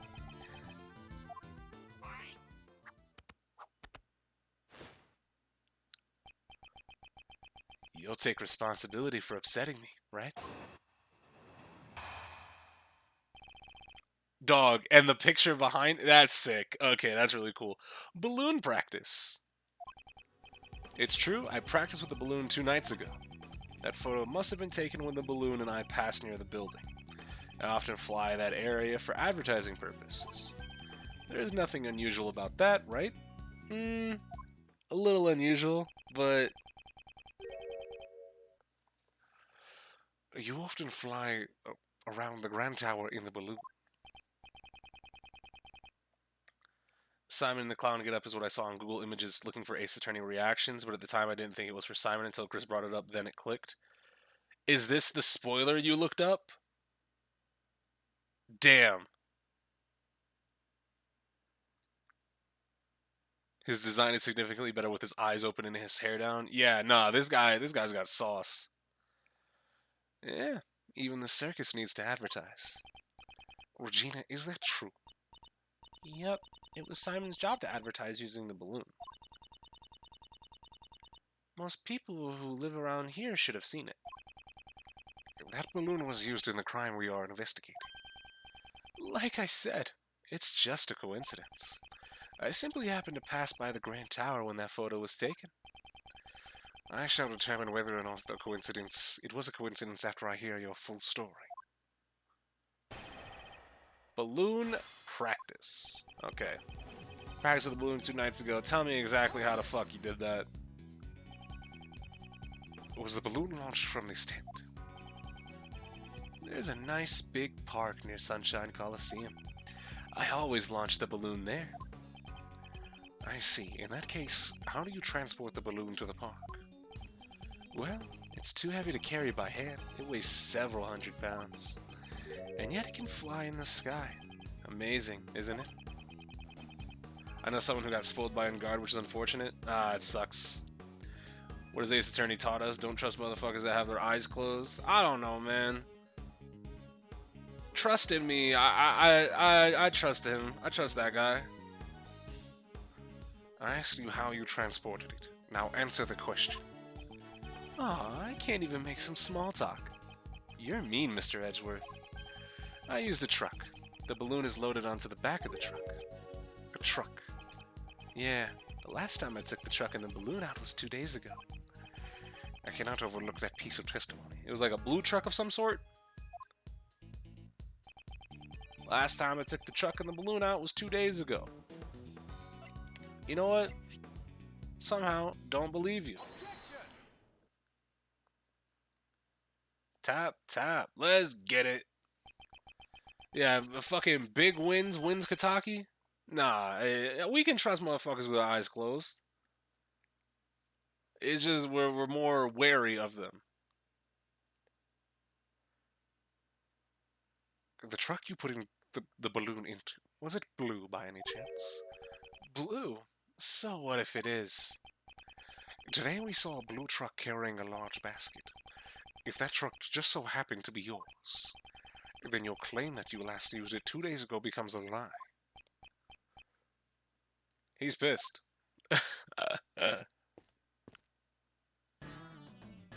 Dog!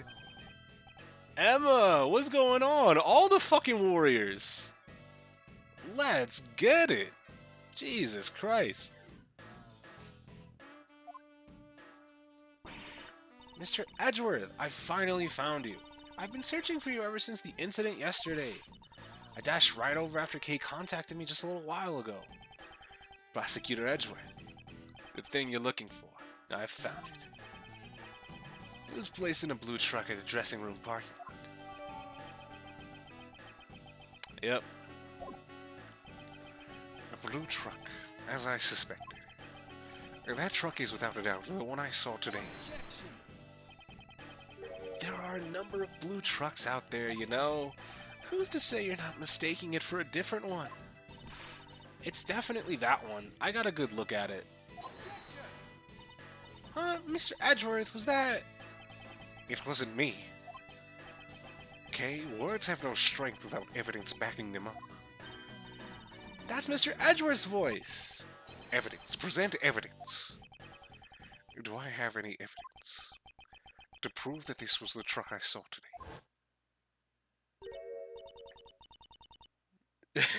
Yeah, completely and perfectly impersonate Edgeworth? Yes.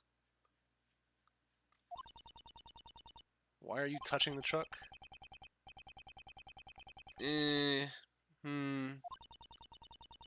Oh, yeah, fucking dust it for my prince. Yo, Emma. Yo, dust for my prince. I'd like to dust the truck for fingerprints. Fingerprints? What for? I don't see any point in that.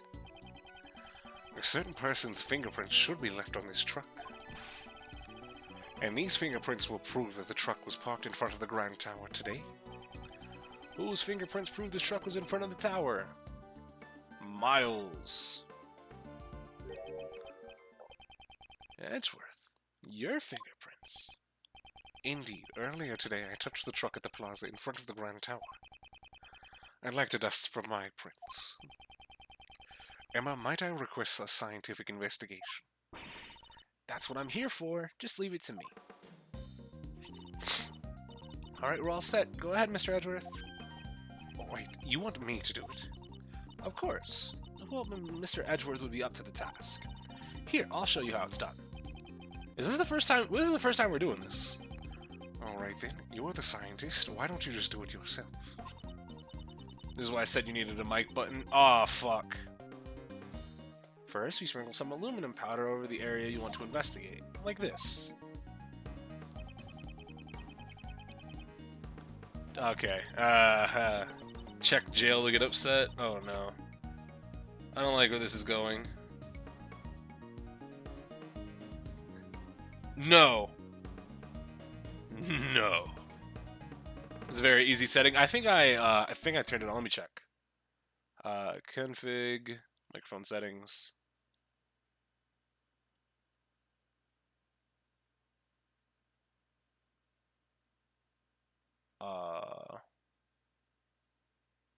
Yeah, I think I got it.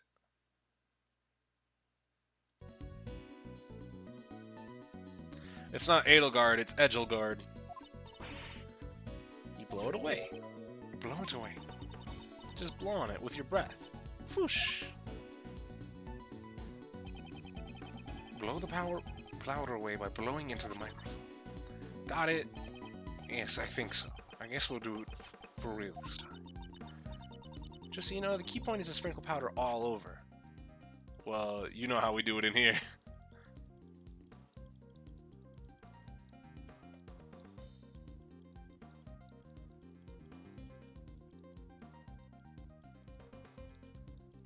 You know how we get down in here. When it comes for dusting for prints, we gotta make sure that we get everything. Leave no stone unturned. What if there's part of the fucking prints that we won't be able to get because I missed it? I would never be able to live with myself. That would just be too embarrassing. If I were to miss any part of dusting for prints, that would just be really unfortunate. Gotta make sure you get every piece of every little smidge of possible surface. Get every single bag. Alright. Now, I made my mic key. Let's see. Does it actually work? Fuck. God damn it. Microphone sim settings. Use microphone sample. Okay. Unable to read mic sample. What? Did you click enter? Do I have to click enter? I changed my Here, let me save it. Here, I'm gonna change my sound samples. 8-bit PCM mono wave file? How about you move? Why can't I just use internal raw noise sample? What? No. Use connected microphone. Yes. Okay. Let's see. Hotkey config. Microphone numpad 9. Alright.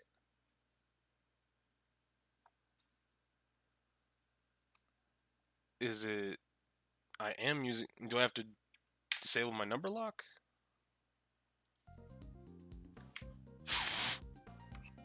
Why is it... Okay. Let's see. Maybe I need to change it in the actual control configuration. Damn it. I will figure this out.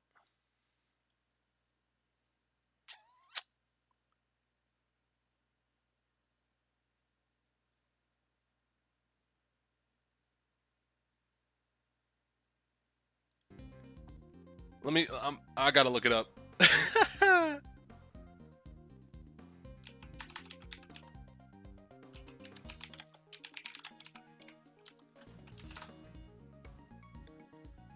How to use a mic in PC. How to use a mic. Alright, connect and configure. Microphone has to be detected and configured correctly as a primary input for your computer in order for the emulator to use it properly. Set up microphone. I already have that set up.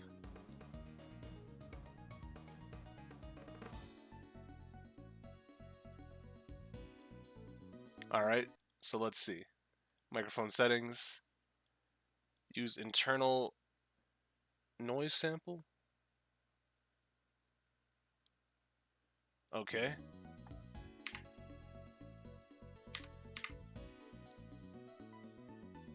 Fuck.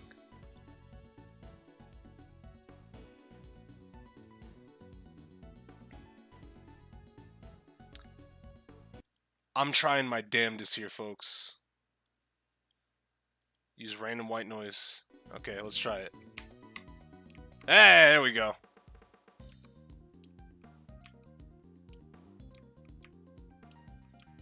There we go. We got one. That's a nice, clean fingerprint. Let's run the prints against mine post-haste. Alright, just leave it to me.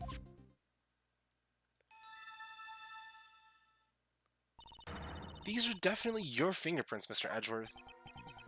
Well, it seems to me we have just proven your statement to be a lie. Dog, let those rabbits go. Dog, look at the one that he has in his left hand.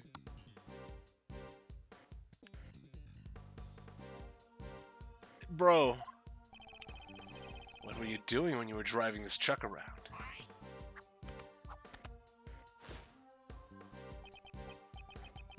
Just taking it for a joyride. Kay was abducted 2 nights ago. Your balloon was sighted not far from the scene. Today there was another kidnapping, in which a garbage truck was used. And once again, your truck was seen nearby. This all sounds like nothing more than pure coincidence to me. So it was pure coincidence that you parked near 2 separate kidnappings? I doubt that. You were involved in both kidnappings, weren't you? Isn't it a bit rash to automatically assume that the 2 kidnappings were connected? And what if I had evidence to prove that the 2 crimes were performed by the same culprit? Oh, you're serious. I can't wait to hear this. What did Kay and John's kidnapping have in common? They were both hit with the same drug. Sleepy time pills.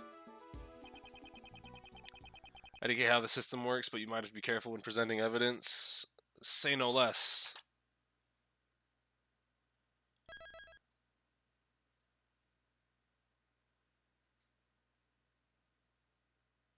I hate that when you save, you have to suspend the game, though. That's kind of weird. I almost hit from chapter start. I was about to fucking backflip. Kay was knocked out with a powerful sleeping drug. A bottle of sleeping drugs was found lying in the place where John was confined. The contents of the bottle were a match with the drugs used on Kay. So that's all you've got, huh? And here I was, getting my hopes up. Got a yell objection for the one time? I can't. The thing with the microphone setup is I press a button and it brings up, it like plays internal white noise. I can't input my own voice. Bro, yeah, you kidnap 2 niggas and kill someone in 2 days. Fuck prison, just kill them. Nope. We gotta make do with the justice system we have. So the same sleeping drugs were used. So what? You think that connects the 2 incidents? Surely you must realize it yourself. That doesn't prove a thing. There must be something. Evidence that proves he's connected to those cases. The police, prosecutors, and even you, Mr. Edgeworth. In the end, you're really all the same. You make up evidence as you see fit, so you can send some poor soul to prison. Isn't there someone like that here? A poor soul who was wrongly accused in the past. You're wrong. Who would do such a thing? Then show me the evidence. If you're gonna accuse me of a crime, it's only natural. It's no use. I can't seem to find any of the threads linking him to the kidnappings. Now then, have you finally run out of ammo, Mr. Edgeworth? I still have preparations to make at the circus, so if you'll excuse me. Objection. Raymond, let's go! Now, you two. No need to get so heated. And Simon, you're looking good in that clown makeup. Hey, what's your deal? Don't just butt in like that. Uncle Ray's not so good in such a stiff environment. I mean, why so serious, right? Hey, Kay, how about a little trick? At last, my moment has arrived. The Great K Faraday presents the Simon impression.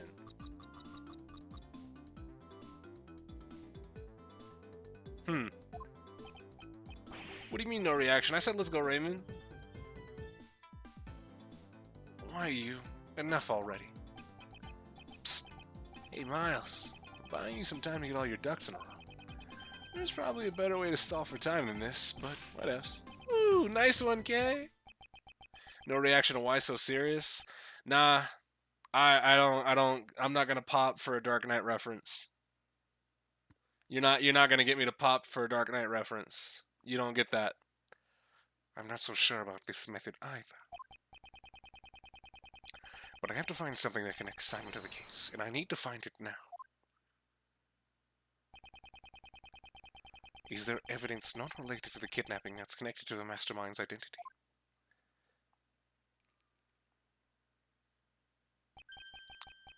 That's it. The mastermind is the same person as the young acolyte Dogen was looking for. If I can just connect the young acolyte to Simon. Which piece of evidence could be connected with the mastermind's true identity? The fucking chess memos. Yeah. Knightley and Dogen both communicated through a certain individual. Yep. Thinking about it, all the numbered incidents are kind of just led each other into this game. Yeah, everything's really well tied together, and I really like that. That's it. The mastermind played a role in the correspondence chess. If I can prove that it was Simon, then... That's enough. I can't stomach any more of your sorry excuse for a performance.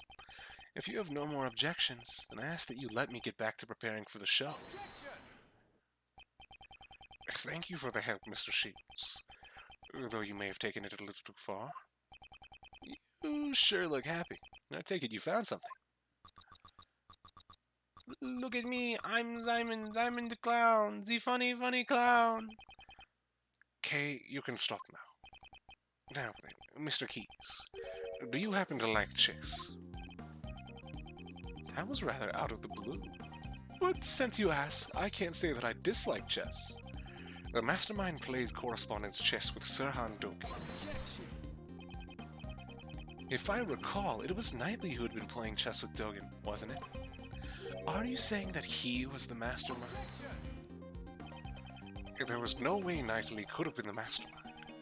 The reason being, the mastermind had continued to work behind the scenes even after Knightley's death. That being the case, who could have written this letter? I believe someone acted as the middleman between Knightley and Dogen. So, you're saying that you think I'm the middleman? And why would I have to go through all that trouble just to do something like that? Most likely to make it appear that if there was a connection between Knightley and Dogen. And as a result, Knightley was killed by Patricia Rowland. No way. Are you saying it was all set up so that he would be killed by her? What are you saying? There's no way I could manipulate a person that far. Saying that mastermind was Samugi Shirogane. No! Look at me! It takes all I have just to get the animals to perform tricks. If only just a scrap of the letters he exchanged with Knightley still remained. It'd be decisive evidence. I'd like to investigate your room. There could be decisive...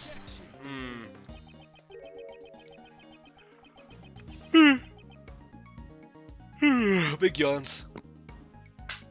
If it's the letters you're looking for, you won't find any in there. What? I'm the type of guy who throws his letters away as soon as he's done reading them.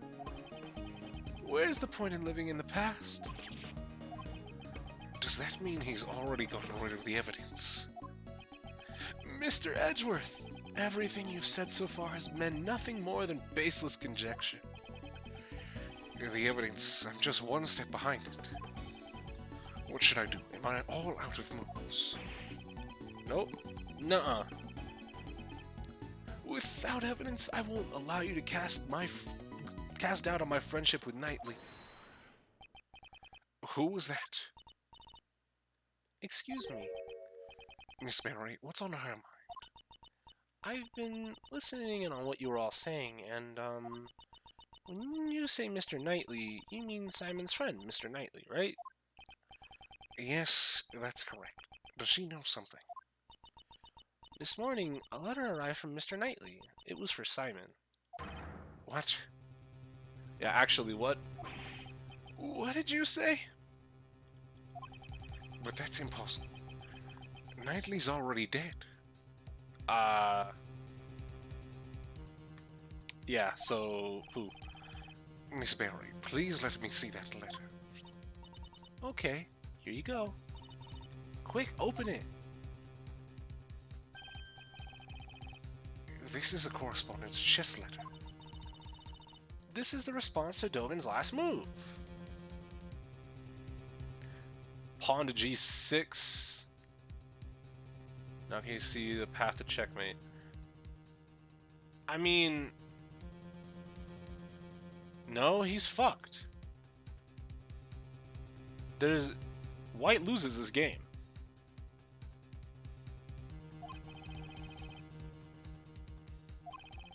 I can't wait to see the look on your face. You weren't expecting to lose at chess against me, right? The postmark says March 26th, the day before Knightley's death. It seems the letter arrived late. Since the circus moves around so much, a lot of the mail people send us arrive late. Now, why was this letter addressed to you? Now, see, this is a little bit of a nonsensical ass pull, but yeah, I'm fine with it. Like, it does make sense, but I would have been more pleased with it if this came up, like, in other places. Like, if they were like, "Oh man, I haven't received this package I'm waiting for because the circus moves around a lot," then it would have been set up. But, This is proof that you were the middleman between Dogen and Knightley. Normally, you would transcribe this letter into Braille before sending it to Dogen. And in doing so, you created a connection between him and Knightley. Damn it! Curse you, Knightley. Why must you continue to interfere? Simon, why? Wasn't Knightley your only friend? Don't be ridiculous. I stopped thinking of him as a friend 18 years ago. 18 years ago? Would that have been the day of the IS-7 incident? Thanks to Knightley, I nearly died that day in the snowstorm. While I was on my way to the contest venue and my father was waiting, Knightley suddenly appeared. He held me down, tied up my hands and feet with tears streaming down his face. He kept apologizing. My dad's too scary, I can't disobey him. Please forgive me. I'm sorry.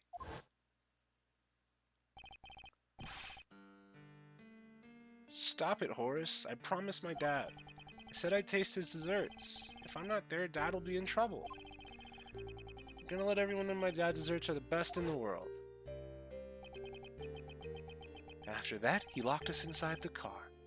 It was so cold I could even see my own breath. Before we knew it, the doors had frozen shut, and not even he could get them open. And then I lost my father. Wait. But Dover was the one that was killed.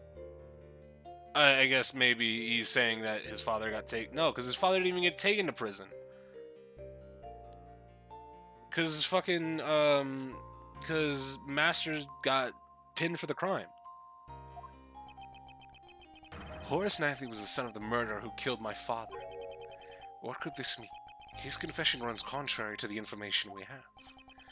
But the name of the victim in the I-7 incident is Isaac Dover. Isaac Dover is my father's name. 18 years ago, my memories were muddled from the shock of my near-death experience. So it wasn't until later that I learned the truth. On that day, my father was murdered. The culprit of the I-7 incident was a confectioner by the name of Dame Gustavia. So that was the name of Knightley's father.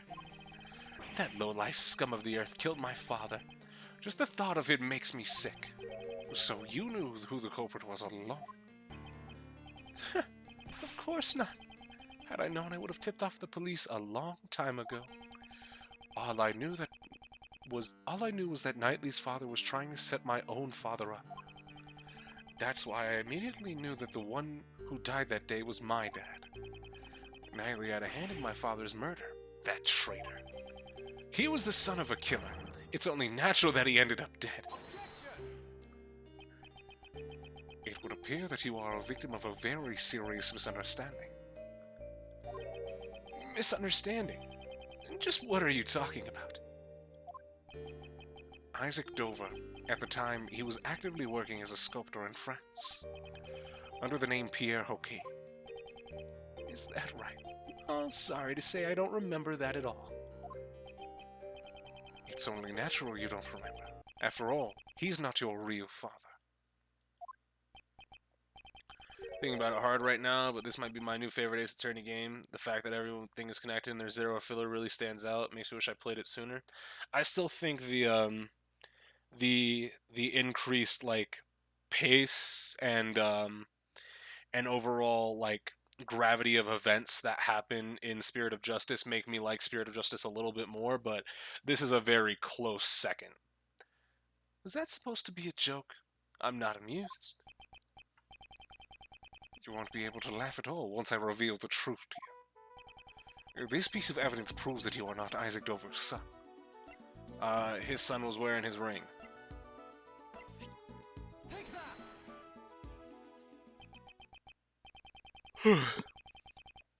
What's that? Isn't that Knightley's chessboard and his ring? I want you to take a good look at this ring's design. There are 2 letters inscribed in it. That is the seal Pierre Hoquet used as his signature. 18 years ago, it was found lying near the body of Isaac Dover. Why would Knightley have my father's memento with him? The police had found Isaac Dover's son and gave it to him. Isaac Dover's real son is Horace Knightley. What? But that means I'm... In other words, you are Dane Gustavia's son. That's a lie. After all, my father is... My memories are...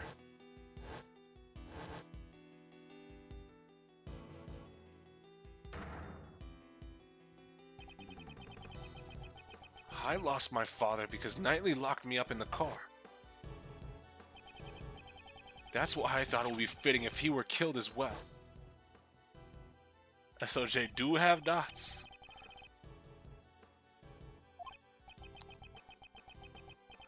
Enjoyed playing chess with you, but I'm looking forward to your performance as well. Please look forward to it. Better drop by again, I'll be thinking about my next move. Especially inside that chessboard. It was the chisel, right?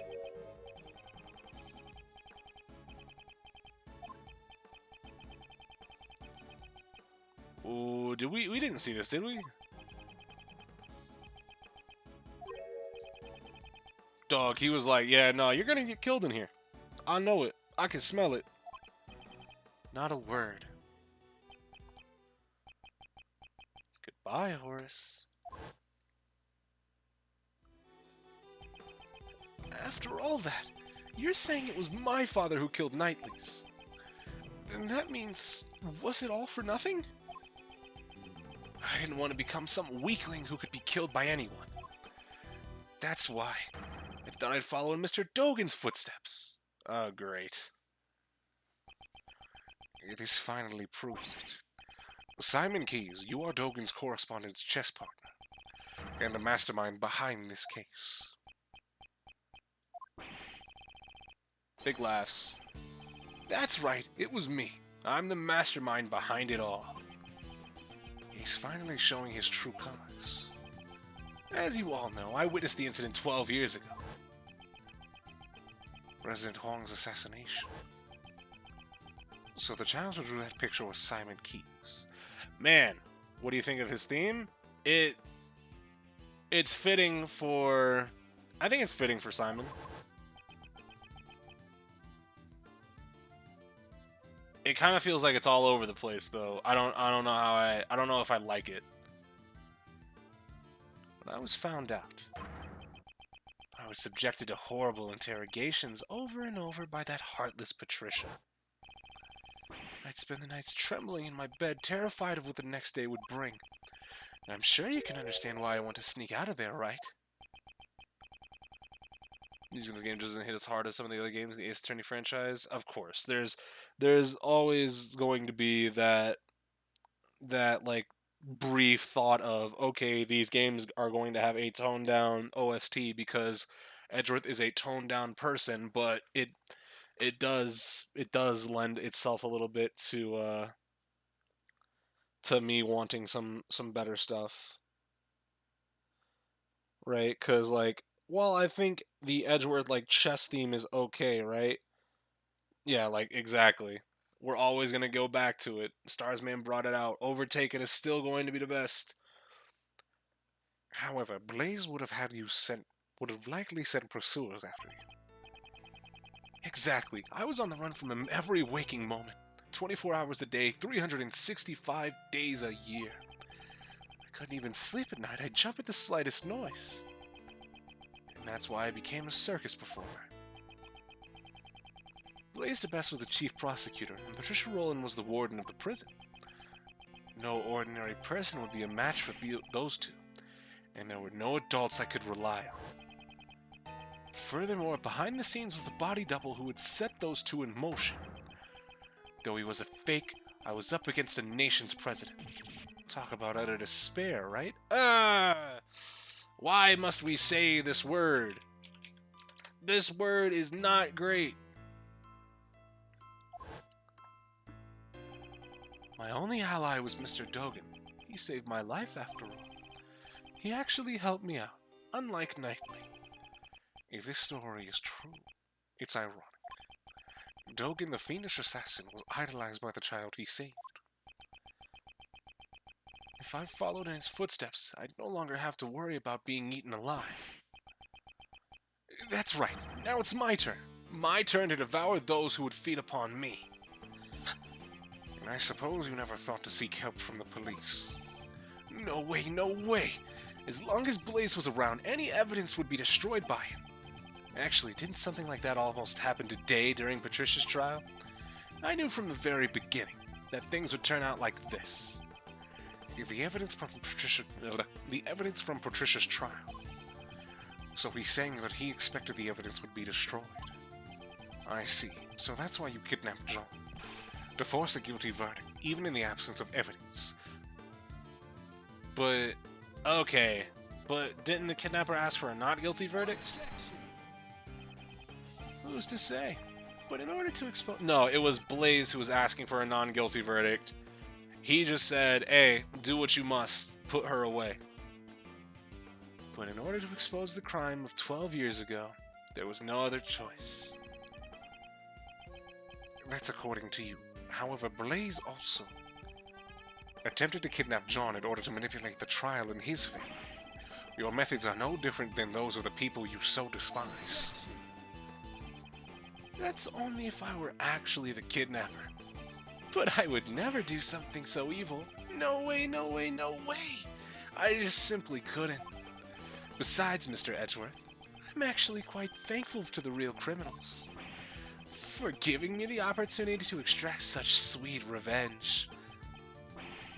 Big laughs.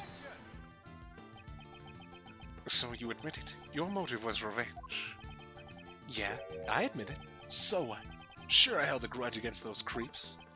But it's not like I'm the one who actually killed them, you know. Truth be told, all I did was send some letters. I let Jill in on Blaze's secrets, and I let Blaze in on Jill's secrets. And then the two simply ended up trying to kill each other. Do you mean to say that the murder was nothing more than the result of that? Yep, just like the case at Gourd Lake. It's way easier than trying to control wild animals. All I did was come up with the fake assassination plan for Knightley. So that was also a part of his plan. If that's the case, then Rook's murder was also yours. Whoa! Don't try to pin that on me. Knightley killed them all on his own. Well, it ended up creating the perfect opportunity for me. It's funny how things work out. How can you say such a thing? It was the same for Patricia Rowland. They made it look like there was a connection between Knightley and Dogan by using the correspondence chess match and the chisel in the chessboard. What? You mean to say that you were the one who repaired the chisel? That's right. I thought it would bring Dogan to mind. Quite a thoughtful little gift, wouldn't you agree? Dog. Fucking 5-head level plays. Okay, so he got lucky. We've talked about it a couple times in the past. Coincidence really works well when everything falls into place afterwards, fine. When coincidence happens to be the result of a mistake or somebody's non-misunderstanding, it ends up being bad. This is an example of coincidence ending up being better, right? Because he created the fake assassination plot, right? And then Knightley ended up killing Rook. That was a complete coincidence. But then he starts saying, okay, well, with this coincidence, what can I do from here? And then sets up Patricia to assume that Knightley was one of Dogan's men who was being sent to prison. And Patricia does her actions, right? That's like, if not even so much like pulling the strings. He made an educated guess on how people would react to seeing or to these things. In specifically the case of Patricia and Knightley, right? He made an educated guess and it worked out. It wasn't like I just gave him the chessboard and I just let it go from there.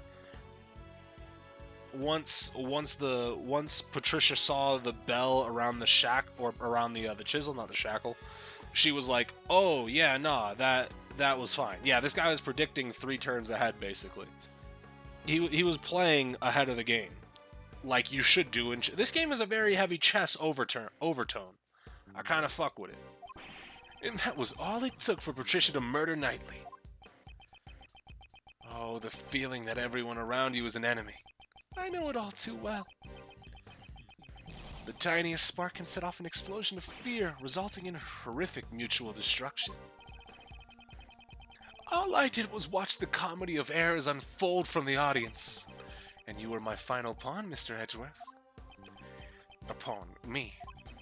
When you solved their cases, you brought both Blaze and Patricia to their ruin.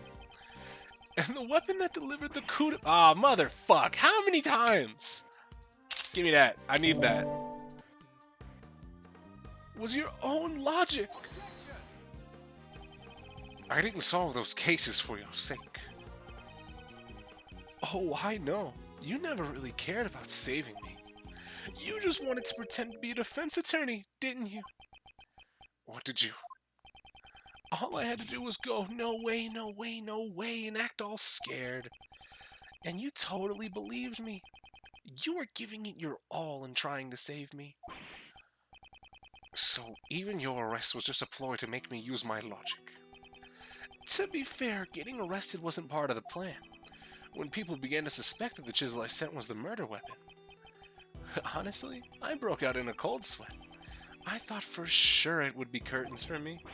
But then a turnabout of miraculous proportions. The genius prosecutor himself had come to my rescue. Well, doesn't it feel nice to be thanked by me, the one that you've saved? You should be grateful I gave you this chance to play the ace attorney. You're wrong. He wasn't pretending to be a defense attorney. Mr. Edgeworth is always serious about saving people. Also, I just noticed, shoutouts to my nigga Regent back there, just chilling. Regent in a cage and he's just sitting there, watching this all go down. What is that big ass gorilla doing? Jesus Christ. Even the times when he saved me in the past. Okay. Is that so? Are you sure he's not just trying to emulate his own father? The one he admires so much? Absolutely not. That's not true at all. Now, Kay. The person he's talking about isn't Miles, but rather Simon himself. Clearly, he's not able to trust others. The desire to save someone other than himself is something he cannot even comprehend. Say what you want, but make sure you think about it long and hard. Sure, all my targets for revenge got what they deserved in the end. However... Oh, finally! I really hope I play Logic Chess and he's got like a full fucking board. That would be fire. I think that's what they should have done instead. It should have just been from this point to the end of the game. It should have just been one long Logic Chess, or like multiple phases of Logic Chess, right? Obviously to give you a break so you can't fail it all the way through for the one time, but multiple Logic Chesses should have been I shouldn't be getting testimony right now. It should just be, this is Logic Chess 1, right? Instigating murder, question mark. Think about it. Can any one of my actions be considered a crime? I instigated murder? There's not a single word about that in the letter, is there? If I had said the word kill even once, I guess it could be considered instigation. Well, maybe I did say it, but there's no way for you to prove it. Yeah? So, I mean, no, wait a minute. Hold on, we do have a way to prove it. What are you saying? You kidnapped me. I'm sorry, but that hasn't been proven yet, has it? The only thing I admitted to was sending the letters. That's... Besides, those letters contain no threats or coercions. I simply conveyed information. Information that each recipient would find beneficial. You crafty little... Can we do something about it? What was it he said? Integrating murder? Instigating murder is when a person directs someone else to commit murder. The person who directed the murder can be charged as if he committed the crime himself. So we just have to find a proof that he directed those murders. You make it sound so easy. To be honest, it kind of pisses me off a little. You're all trying to frame an innocent person for murder. Don't you understand? I'm not obligated to waste any more time to this pointless discussion.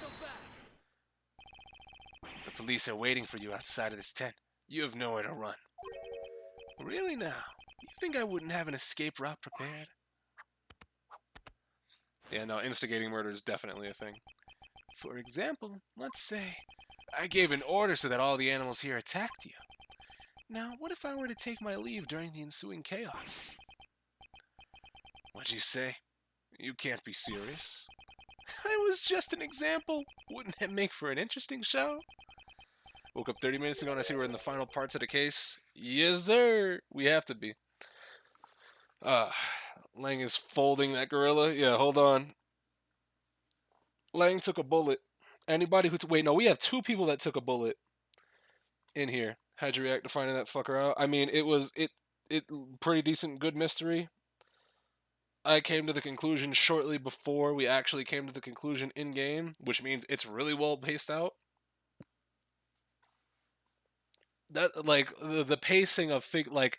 once you're able to get some inkling of a start of a lead going, the game catches right up to you. Like, you're doing your logic jumps at the appropriate time, and I think the pacing of this game works out really well. I'm really a big fan of that. Here's another idea. What if I pulled out a hidden gun and took John hostage? That might be more exciting. I will never allow you to do such a thing. I can't tell whether or not Simon is being serious. However, when it comes to him, we should consider anything a possibility. You didn't know you could make someone commit murder, or you didn't know you could be arrested on the same charges? Same charges. Like, I would imagine it was still illegal, just didn't think it would be held as serious as committing the crime. Yeah, no, it's the same. Your sentence can actually be worse, right? If you're, like, for example, people that order hitmen. people that like actually hire assassins in our current world, they get charged with murder as well. And sometimes their sentence is worse than the assassin that they hired, right? If you continue to bore me with your drivel, I'll end the show right here. I'd like you to keep that in mind before you make any baseless objections. I cannot make any careless remarks. Isn't there some way I can charge him with his crimes? We got Engard arrested and he didn't touch Karita? Yeah, exactly. Think about it. Well, yeah, we can prove it. We can prove that he said the word kill. Yeah, but did say, but there's no way for you to prove it. Where is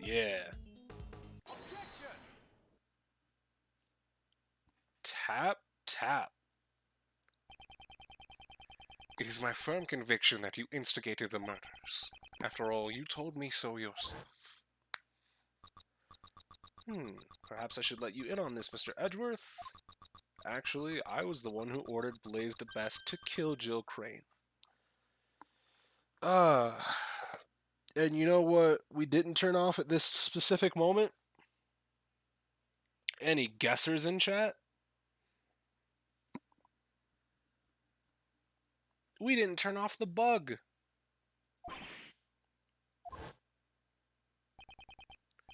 Did I say that? I really don't remember. You may think you can deceive us as much as you want, but unfortunately for you... Unfortunately? You used a bug to eavesdrop on our conversations, but there was someone else who wiretapped that bug of yours and recorded the whole thing. It was recorded. In other words, the conversation between you and that clown is recorded on that tape. Langzi says, a schemer drowned in his own schemes, and this is what he meant. Miss Swift, I'd like to listen to your tape. Roger. It's right about here.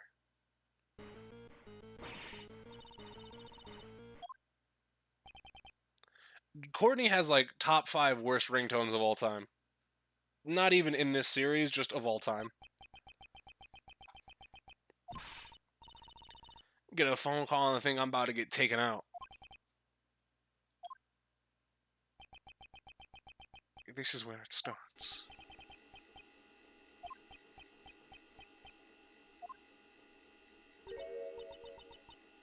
Huh? That's odd. What's wrong? Well, there ain't nothing recorded past this point. What? Why? Why wasn't it recorded? Well, he was shook, so... It's the Mozilla theme song? I mean... Yeah, I guess.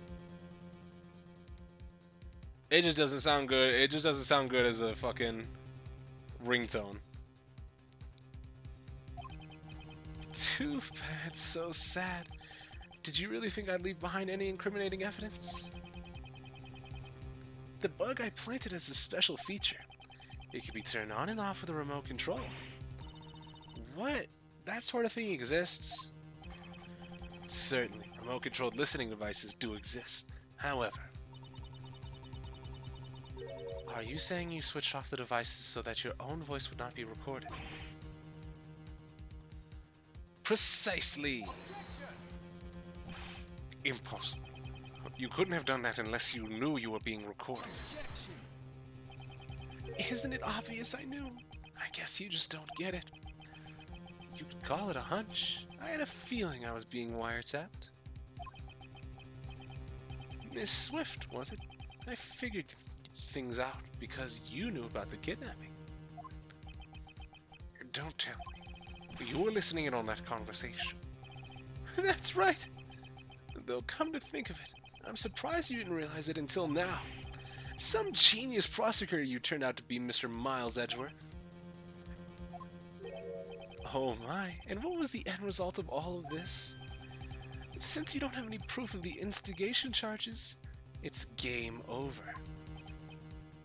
Uh, no. Mr. Prosecutor, was my recording no help to you at all? Ain't there something, anything at all in my recording? Miss Swift. Okay. Yes. The bug was planted in your badge, right? Do you have any ideas? How do you expect me to come up with an answer right off the top of my head? You were the only one who came into contact with the culprit. How unsightly. You're all fussing over useless evidence. Let's move on to the next topic. Next. What's this? He seems to be a bit eager to change the topic of conversation.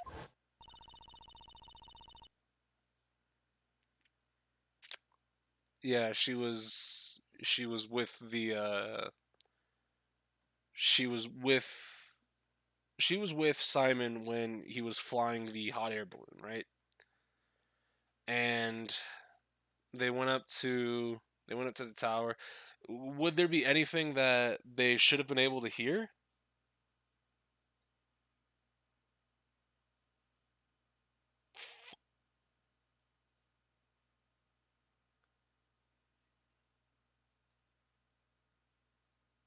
I don't think so. Only Kay came into contact with Simon. If any sound was recorded at the time she was with the culprit. Miss Swift, how long have you been recording? Since 2 nights ago, I reckon. Since 2 nights ago. In that case, when could a conversation with Simon have possibly been recorded? Well, 2 nights ago. 2 nights ago, Simon brought Kay to the roof. If we listen to the recording from that time frame, Miss Swift, please let us listen to the recording from 2 nights ago. Huh? Okie dokie. Well, yeah, keep it playing from here. This is the sound of a hot air balloon. That's right. At the time, Simon was carrying Kay in a hot air balloon. Ergo, he was near Kay. Isn't there anything recorded?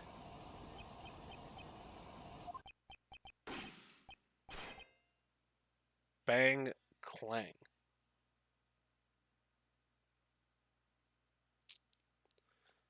Okay, so... Alright. That makes sense. And this gives context to the gunpowder on Huang's hand. Interesting. Evidence of a gunshot. What was he shooting at, though? That was... a gunshot.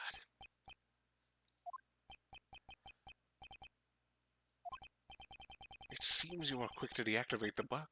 However, you were a little too late. You can't run anymore. The gunshot ties you to the case. What are you saying? There's no gun involved in this case, is there? No, there should be someone connected to the case who fired a gun. Let's strike with the evidence that points to that person. Which piece of evidence connects the gunshot to the case? So, if... Oh, no, wait. So, the interesting thing to note is that 2 nights ago, Courtney and Huang went up to the roof. Right? So, the hot air balloon probably got shot at. So there's a hole in the hot air balloon. Because I was gonna say if Knightley has a bullet wound on him somewhere, but if he got shot, then he probably wouldn't be able to perform in the circus. Just a thought, unless he's an actual fucking demon. But if there's a hole in this hot air balloon, then we got something. But where is the case files? That's Lotta's testimony. This is IS-7. Crime scene notes? Yeah. Because it'll say... Does it say? Yeah, gunpowder residue is found on his right hand. Yeah. Present.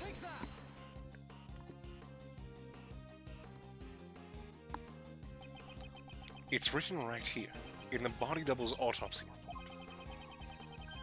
Gunpowder residue was detected on his right hand. Where was Kay at the time this gunshot was recorded? That's right. She was being carried to the roof of the Grand Tower in your balloon. As it turns out, there were a few more people on the very same rooftop at the time. You mean the double and me? Ah, certainly. After we talked for a brief moment, the body double noticed something and had me leave before him.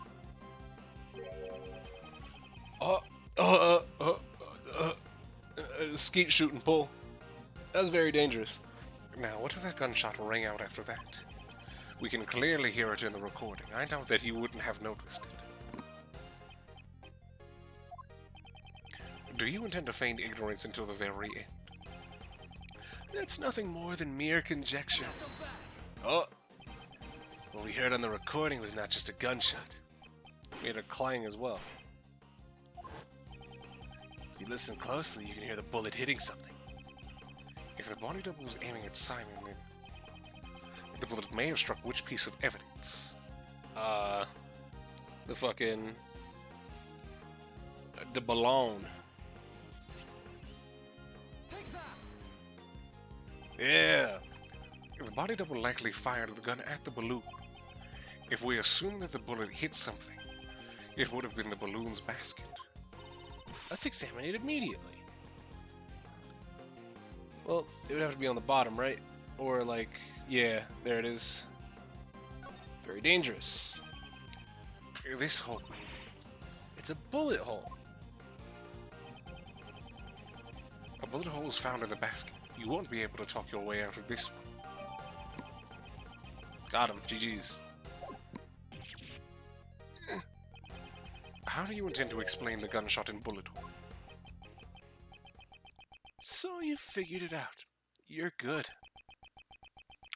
I guess it's impossible to hide anything from you. Spit it out already. Okay. No need to be impatient. Fuck, yeah, nah. Every bit of testimony that he presents should have just been logic chess. I know it's a longer-ish minigame, but definitely should have been logic chess, but 2 nights ago.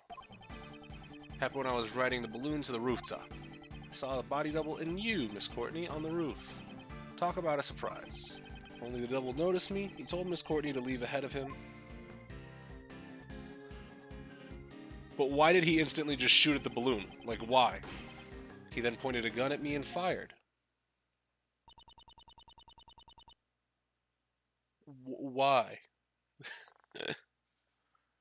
Why did he want to shoot down the balloon? It's simple. The body double had intended to kill Miss Courtney. Kill me? That's right. You talked to the double about John, didn't you? Well, it's not like the body double would have met with you otherwise. From his point of view, it was like showing him evidence that he was a fake. You mean he was afraid of Judge Courtney because she knew about John's past? Afraid? That's exactly right. The body double was a coward after all. I even remembers how his hands were trembling when he fired the gun at my balloon. Are we clear now? I was only there by chance, just a friendly witness who was passing by. But you were dropping K off. You weren't passing by. Also, if you were passing by, that means you would have, or if you were dropping K off, you'd have to land to drop K off. Happened when I was right. No. He pointed a gun at me and fired, and then after that, what happened?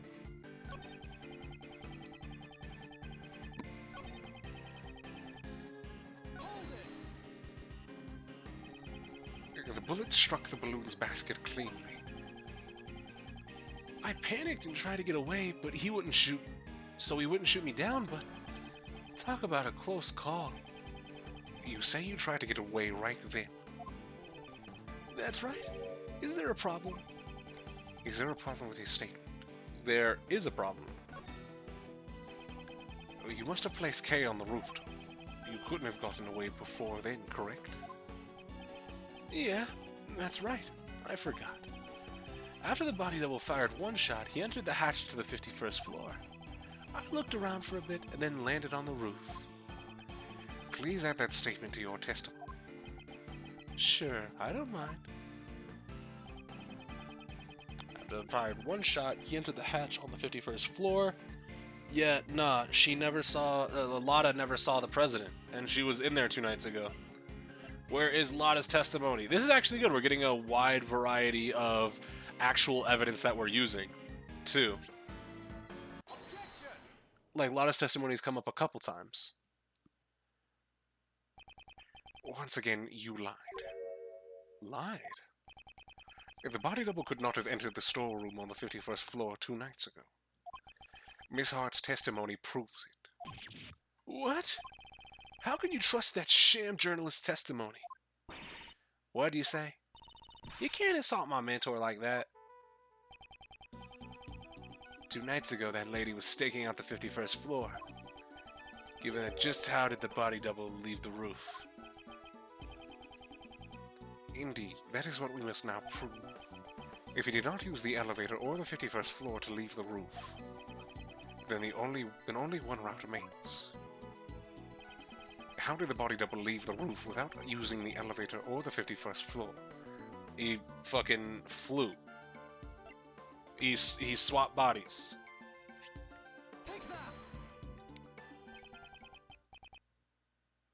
The body double flew.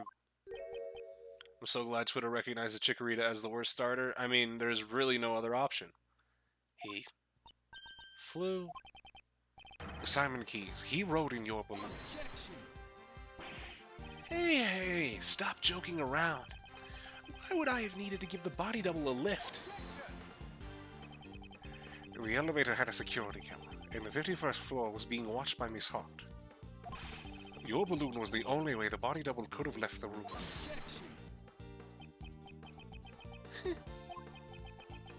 At the circus, we often perform dangerous stunts in order to surprise the audience.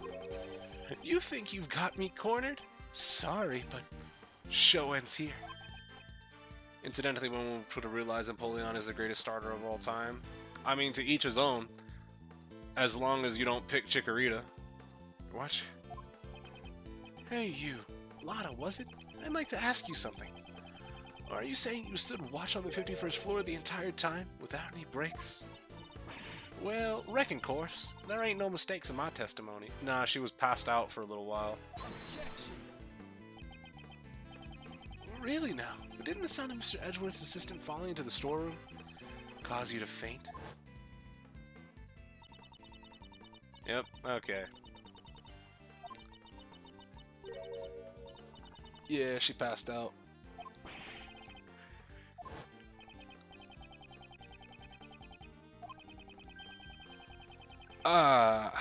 Got him, GG's.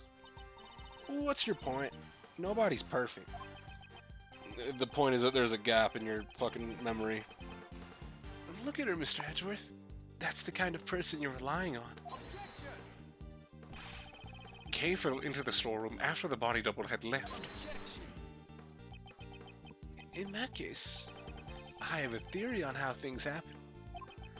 After that cowardly body double fired a shot at me, he went and hid in the shadows until Kay fell into the storeroom. What?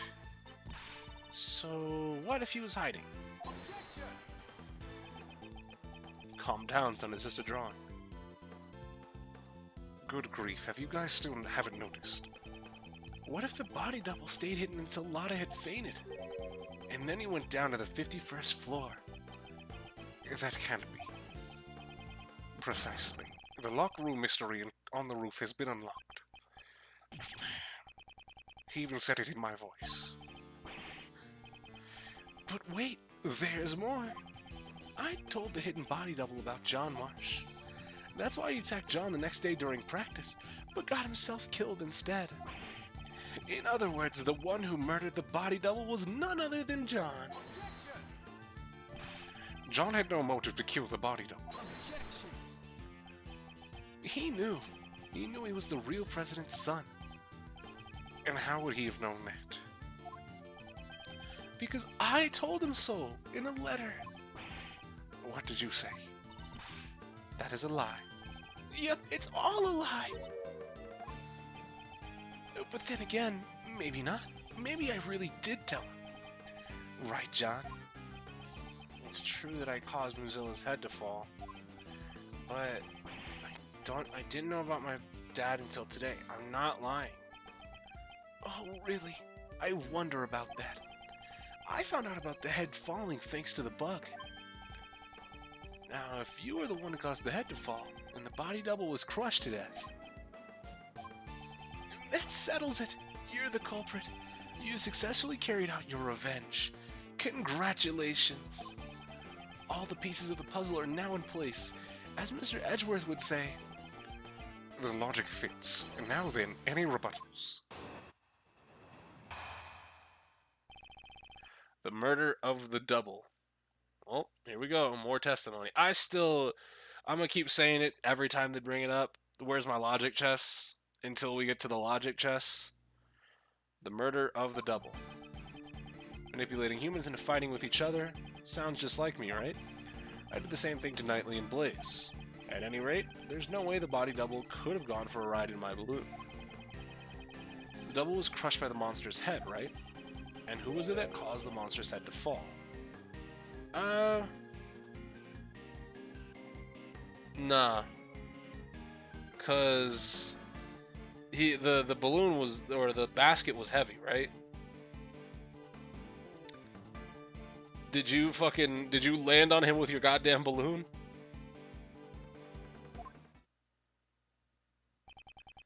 Do you understand now who the body double's real killer is?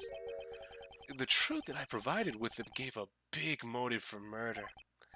Get it? Those two try to kill each other because of the truth you're so fond of. Impossible. Hey, you detectives over there. Hurry up and arrest this murderer. What's wrong? Why aren't you moving? Damn. I thought so. Just admit it. In the end, aren't you all the same as Blaze and the body double? You ignored the prime suspect and come after me without any evidence. How easily it can be distorted to best suit your needs. This law you all believe in. That's worse than brick? No. Getting bricked is worse. 10 times. That is by no means true. If you're not going to arrest anyone, maybe I should have a talk with the policeman outside. If I tell them that John Marsh is the killer, they'll be forced to take action. Simon Keyes, your testimony isn't over yet. Even if it's a balloon, though? No, that balloon... No, not the balloon itself. It's the fucking basket of the balloon. That's where you might be misconstruing what I'm saying. The hot air balloon including the basket, right? Because Simon said that the balloon weighed a couple 100 pounds. Or the basket weighed a couple 100 pounds. So we had to move it with the truck. So he's talking about the basket as well. But, like, if the basket lands on you, it's probably going to crush you. Really? I figured you'd try to stop me, Mr. Edgeworth. You don't have any evidence, do you? Which means there's no chance for you to win, right? But if you still plan to stop me, then you should be prepared to take on this much risk. Bro. What? That much? It's only natural. After all, the fate of the true culprit, John Marsh, is at stake here. Hey, Miles. Why don't you take a nice deep breath? Mr. Shields. At times like this, you should take a breather and think back. Defense attorneys always remain calm in a pinch and smile in the face of danger. The point of contention between your logic and his claims lies in the body double's escape route. How about, for example, we think of it like this. What's important isn't whether or not the body double got on the balloon, but rather, if we were to assume he did, what circumstances would have allowed for that? Turn my thinking around. Yeah! I wish they would have, even for like a brief moment, showed a silhouette of Phoenix as well. Obviously, you have to show Gregory, but like fucking like 22% opacity Phoenix silhouette as well would have been nice. Well, all I'm doing is a cheap imitation of your old man. Did it help? Circumstances that would have allowed that body double to get on the balloon. Don't you mean that man? Yeah, excuse me, I forgot. He doesn't exist in this universe. That man would have had a nice appearance there. That's right. The body double not only had a large build, but he also had a gun. And in spite of that, no traces of sleeping drugs were found in his system. Which means it can't be. Mr. Edgeworth, are you ready yet? Hope you haven't forgotten about this. Stop looking so smug. I've got you on the ropes, pussy. This is bad. I must break his testimony somehow. The murder of the double. Manipulating humans and fighting with each other sounds just like me. Yeah, nah. We can get past all this. We can go to the body was crushed by the monster's head, right? Yep. Free balloon day, nigga. Fuck, I didn't mean to check. I meant to present. I'm an idiot. Tap. John was not the one who killed the body double. He was crushed by a monster. Quit clowning around. This isn't like you at all. Oh, I get it. Since John is supposed to understand the heart of a monster. If the one who understands the hearts of monsters is you. Not even I have monsters for friends, you know. You don't have friends, so... Stop being so modest. You have one very important... Didn't you have one very important friend? A monster you control at will. A black and unlocked character has more nods to him in a video game than Phoenix does in his franchise. That's crazy. Simon Keyes, you're the one who killed the body double. That's... the line. A monster made of cloth that expands when filled with hot air. It suits you quite well, wouldn't you agree? Sorry, but I have no idea what you're talking about. You've been fixated on your claim that you manipulated John and the body double. Probably because it's an impossible fantasy of yours. After all, even an animal tamer cannot tame the dead. The body double had already been murdered while he was on the roof. And the murder weapon was the balloon you were in. Another yawn. I'm out of water. Fuck. Although it floats in the air, that balloon still weighs several hundred pounds. When the double threatened you on the rooftop, you immediately came up with a plan to defend yourself. And that plan was to crush him with your balloon. Whether the body double wanted to get on, or that he was carrying a gun, none of that mattered. Because what you carried in your balloon was the body double's corpse. Hold on a second, Mr. Edgeworth. You're saying the double was killed on the rooftop 2 nights ago? Well, that simply doesn't match up with the time of death. What did you say? That's not like you at all, Mr. Edgeworth. Take a good look at the autopsy report. The time of death was around 11 p.m. last night. Wasn't John found in a refrigerated warehouse? Couldn't you have been fucking... Okay. Last night? That's right. The very night that Mozilla's head fell. Well, Johnny boy, come on. How about telling us the truth? You killed your father, right? I know the feeling. You hated him, didn't you? Your father who left you all alone forever. You're wrong. I had no idea that guy was my dad. Not this again. Didn't I personally tell you myself? Was my logic wrong? No, we didn't take damage. We're right, Miles. Mr. Edgeworth, allow me to thank you once again for chasing down Blaze and Patricia and bringing them both to ruin. My revenge was a success, all thanks to your logic. If only the time of death matched up, then my logic would fit. Perhaps he did something to throw off the time of death. Yep. And what's more, Dane Gustavia, was it? You even took down the culprit of the IS-7 incident. Dane Gustavia, in the IS-7 incident. You're giving him too much information there. You should have just kept your mouth shut, Simon. That's it. Gustavia killed Dover and hid his body in a block of ice. Really, really just like father, like son. Hold on. No Birdman Wayne. Like father, like son.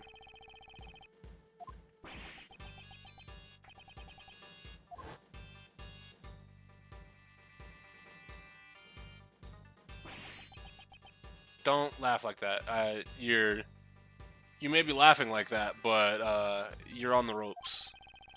It's a shame I didn't get to witness his destruction. How can you say that? Wasn't Mr. Gustavia your father, Simon?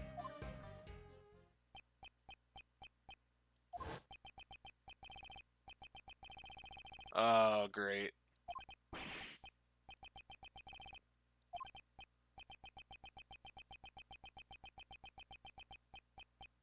Ah, yeah, no, his son, Gustavia gave up his son. He said his son didn't matter to him. So Simon pretty much feels the same. C'est la vie. I couldn't care less. My father left me all alone. Even if we share the same blood, that man is not my father. Shake. I hate to say it, but like father, like son. Oh! Oh, hold on. Wait a minute. I see Edgeworth also listens to Wayne. Hold on, let's go. You are the spitting image of him, Simon. The father you hated so much. What are you talking about? It must have been fate. By sheer coincidence, you just happened to use the same exact method your father did. To throw off the victim's time of death. Yeah. Give it a gumshoe. We did it. You're saying that I threw off the time of death. How would I have done that? The answer lies in the heart of battle, where you hid the body double's body. This is the place you used to hide the body. The warehouse? I mean, if we're giving gimmies. Throwing off the time of death by freezing the body along with John's kidnapping. We got Payne, Salmonella, Old Bag, Larry, Saw It, but no, and Penny Nichols as well, but no significant Phoenix cameos. Yep. We ain't got shit for nothing. It seems that everything is coming together. And as much as I fuck with the guy, Will Powers is here too. The kidnapping, why are we going back to that? I don't know a thing about it. Don't forget, John was confined to a refrigerated warehouse. That's right, you kept the body double's corpse in that very same warehouse. 18 years ago, your father hid the body in the same way. What? My father? The one who abandoned me did the same thing? Who would have guessed? That both father and son would use the same method. Stop it! Don't let me in with that guy! My father, I'm nothing like him. There's not a single connection between us. You may think so, but even now your bond with Mr. Gustavia still remains. Didn't you say once before, I don't like sweets? That may have come from the shock of losing your father, don't you think? You guys have no idea what you're saying! Even if you deny your father, aren't your thoughts and actions the same?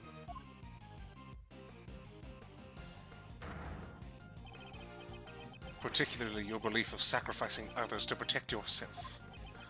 And finally, your crimes were brought to light just as his were. Break down, break down. Come on.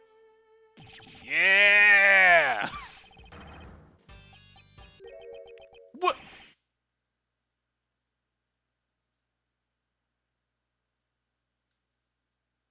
I hate this fucking guy. I don't know anything about that warehouse. I had nothing to do with the kidnapping after all. In order to threaten Judge Courtney, it's clear that you partook in the kidnapping. How scary. Those who get involved with you will be charged with all sorts of crimes. In the end, there's no evidence. For the instigation and for the kidnapping. None at all. Or what? Are you gonna forge some evidence? Just like Blaze and the rest? I'll do nothing of the sort. I can't let him provoke me. Could you imagine if he was like, are you gonna... if he was like, "Are you gonna forge some evidence?" And Miles was like, "Hey, fuck it, why not? I'll be right back." You always say, I'll pursue the truth no matter what, right? "Don't you mean only the truth that's most convenient to you? After all, that's how the police pull the wool over the eyes of those without power."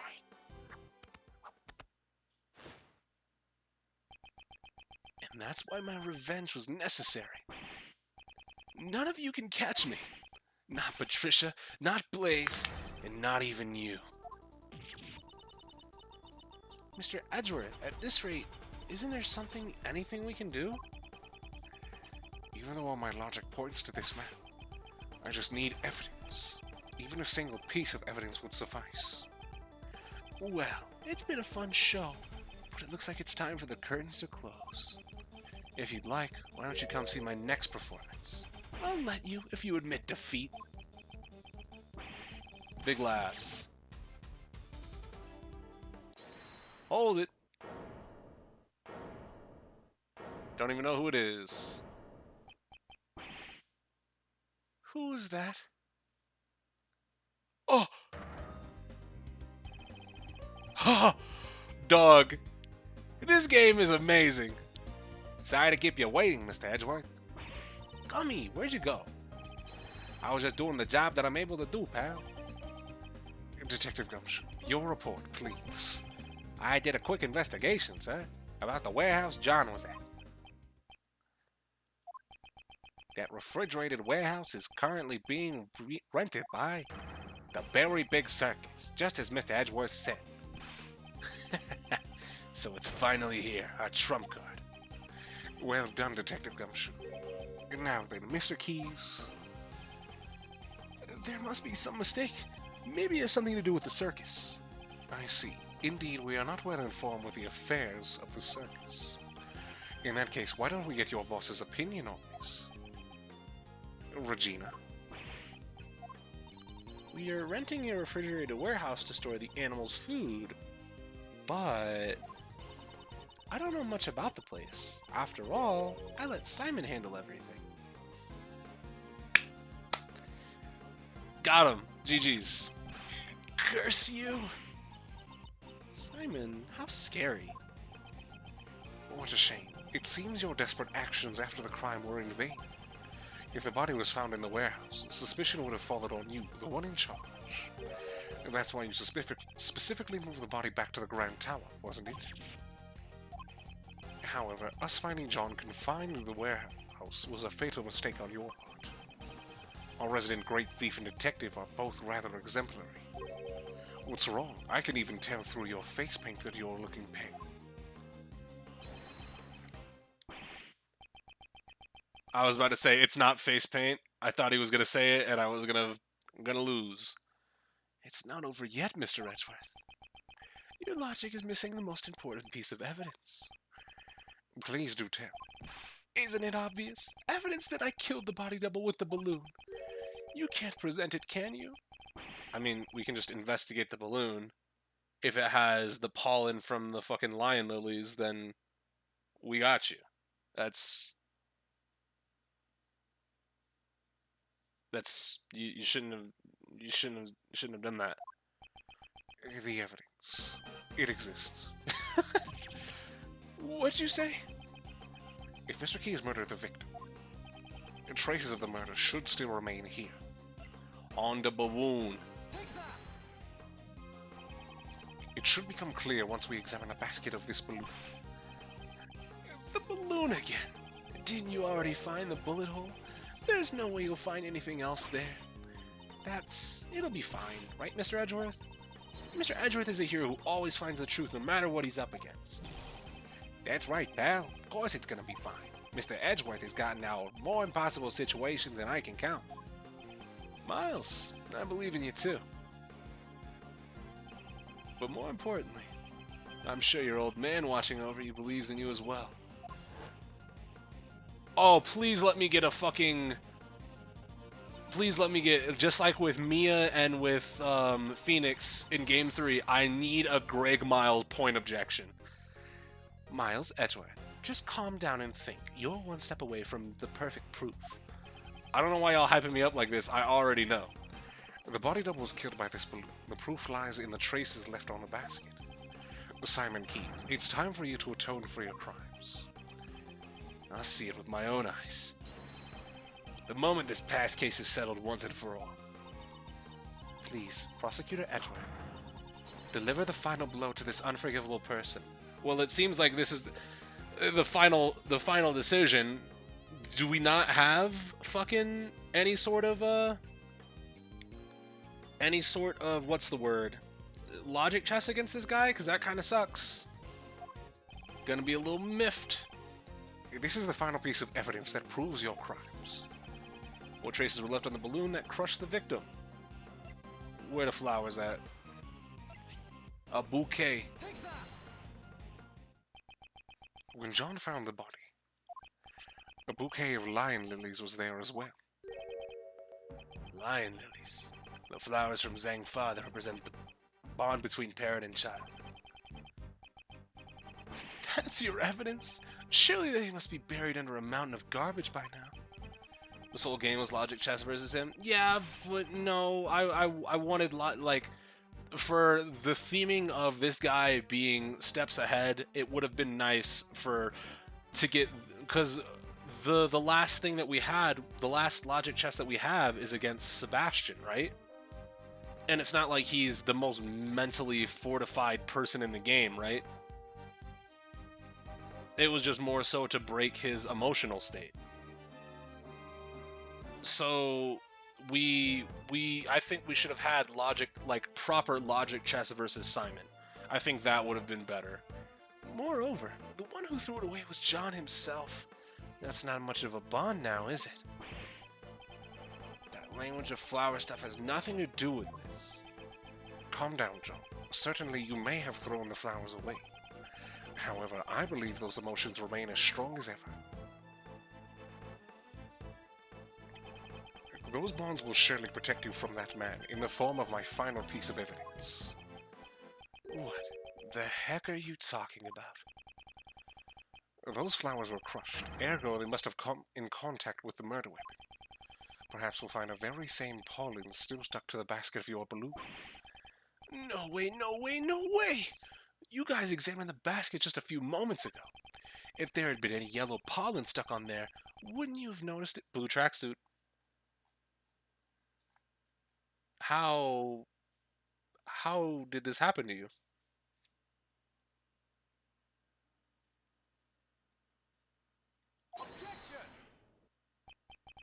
Mr. Keyes, evidence is not restricted to what you can see with the naked eye. What? Emma? Yeah. Would you perform one more scientific investigation for us? Leave it to me. The balloon's basket, right? A reaction. This is clearly pollen from a yellow flower. We'll find out soon enough whether or not it's from the same flower. What? I'd say this proves that. The body double's death was caused directly by your own hand. No way! It can't be. Well, you crushed the body double to death on the roof of the tower. Like, imagine all of this is like dialogue in one of the logic chess segments, and it ends with checkmate. That would be fire. That would be sick. Then you retrieved the body and hid it in the warehouse. Why do you have to go to the trouble of retrieving the body? 2 nights ago, he knew that a separate incident would be occurring at the tower. Miss Crane's? Precisely. Leaving the body there would have disrupted his plans. I see. But even so, he couldn't leave the body in the circus warehouse either. Exactly. So the next day, when he was bringing the body back to the tower once again, he saw the small fire John had started, which caused the Mozilla's head to fall. Was that when the idea came to you? Your plan to pin the crime on John. You made it look like the murder weapon was the fallen head. Such foul, cowardly behavior. For that reason, you carried the double's body in the balloon and lowered it into the field world. At that time, the figure of the body double being lowered down by a rope was captured in John's video recording. Damn, it was all. You saw through it all. Damn it. Damn you. You manipulated animals, you manipulated people, and you manipulated cases. Almost as if you were a king. However, it's now all come to an end. If he says checkmate and I don't get a logic fucking chess. Simon, the animals have gotten angry.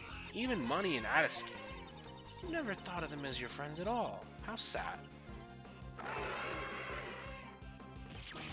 Damn it! Don't you look at me with those eyes. Tap, tap. It's about time you went back to being a mere clown. A fitting end to your pitiful jester's act. Break down, break down! Uh-oh.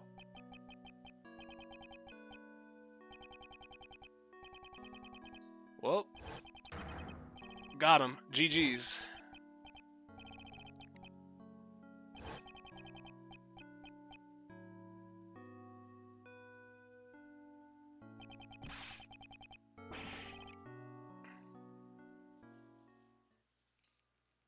Oh.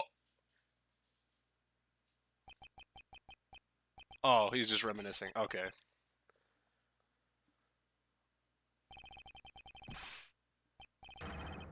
Okay. Is it still going? Oh! Get him money. Oh! Yo! Shit on. Oh my goodness.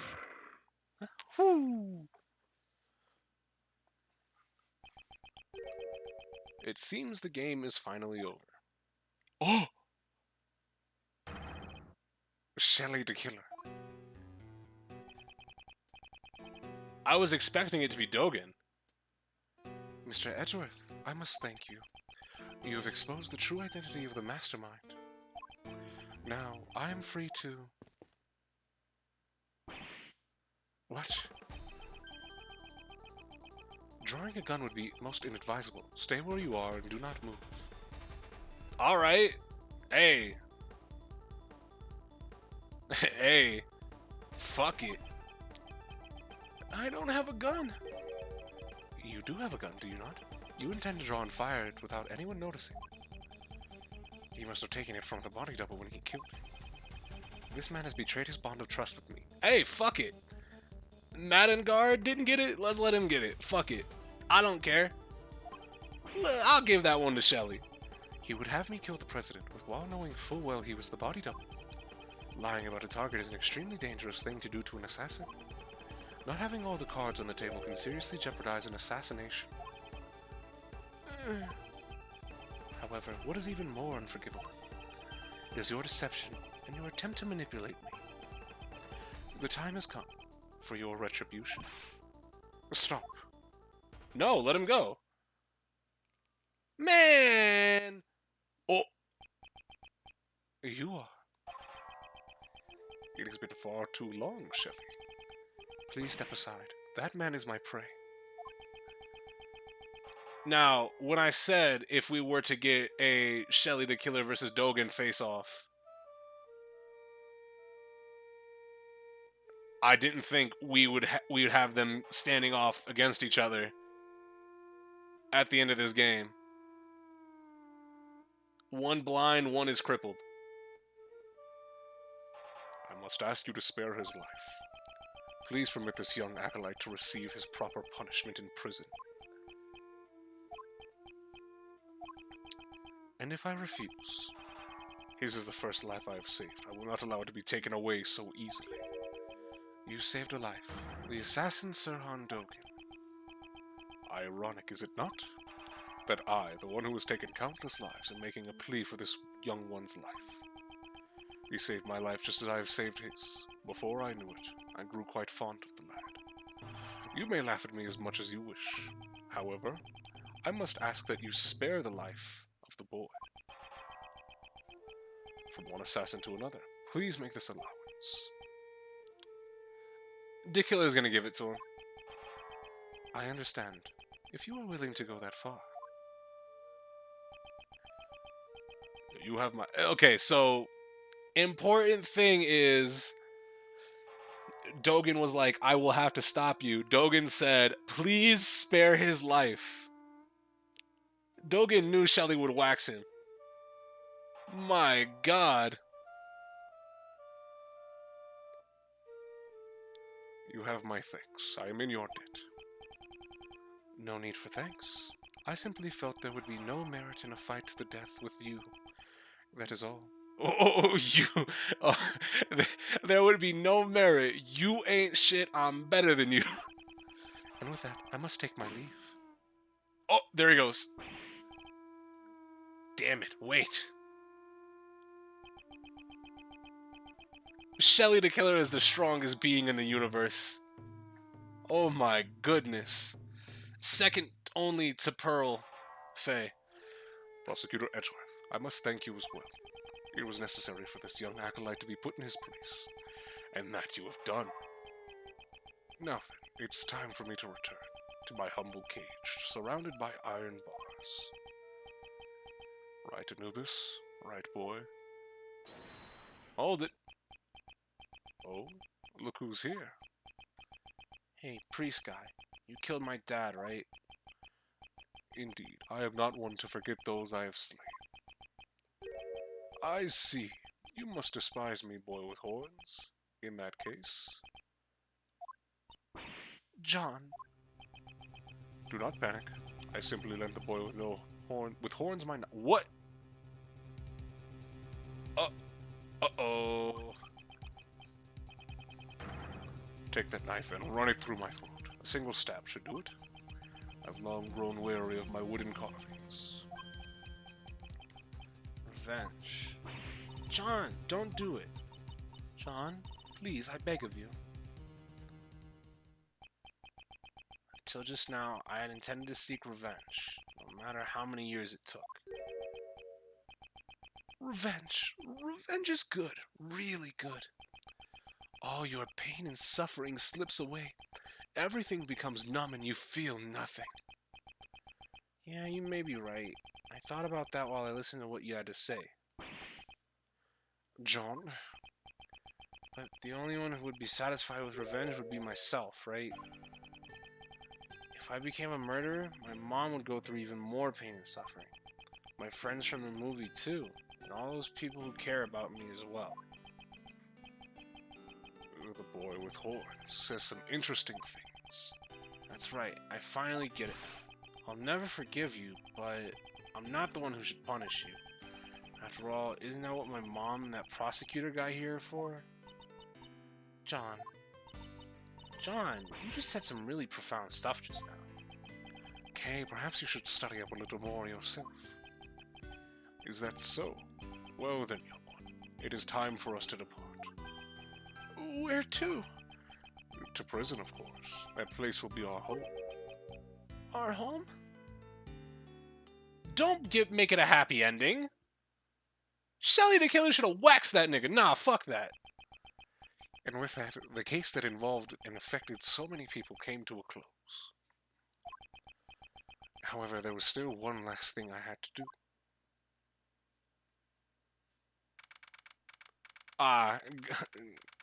How Miles got his badge back. April 8th, 2:54 p.m., Grand Tower, PIC, meeting room. What up, y'all? Mr. Edgeworth, sorry to keep you waiting. Why'd you call Uncle Ray and the rest of us out here? Mr. Edgeworth, the formal proceedings have just come to a close. Huh? What are you talking about?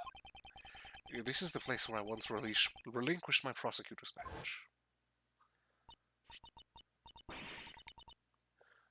With that being said, I do hate Blaze and Patricia and Body Double more as the villain. Yeah, of course. Like, Simon was just trying to go out of his way to enact his revenge. And obviously, he didn't actually commit any of the murders himself. He just set them up. But yeah, no.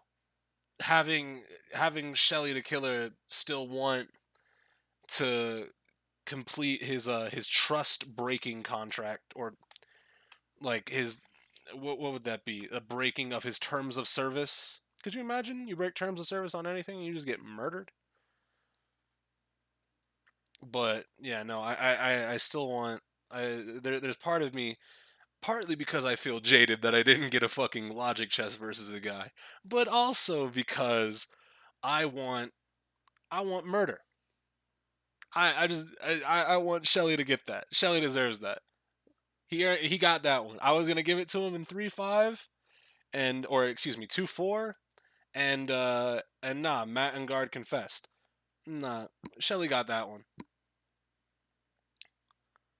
Clip it and take it out of context. I mean, shit, go for it.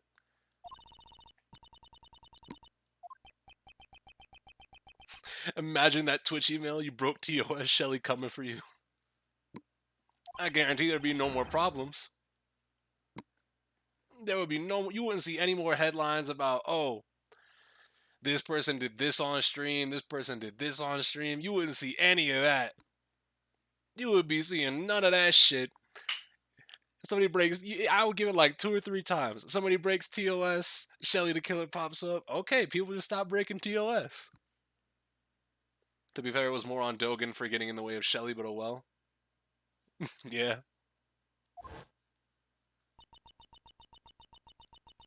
In order to save me when I was suffering from memory loss, a certain man once said, the only ally a defendant has is their attorney.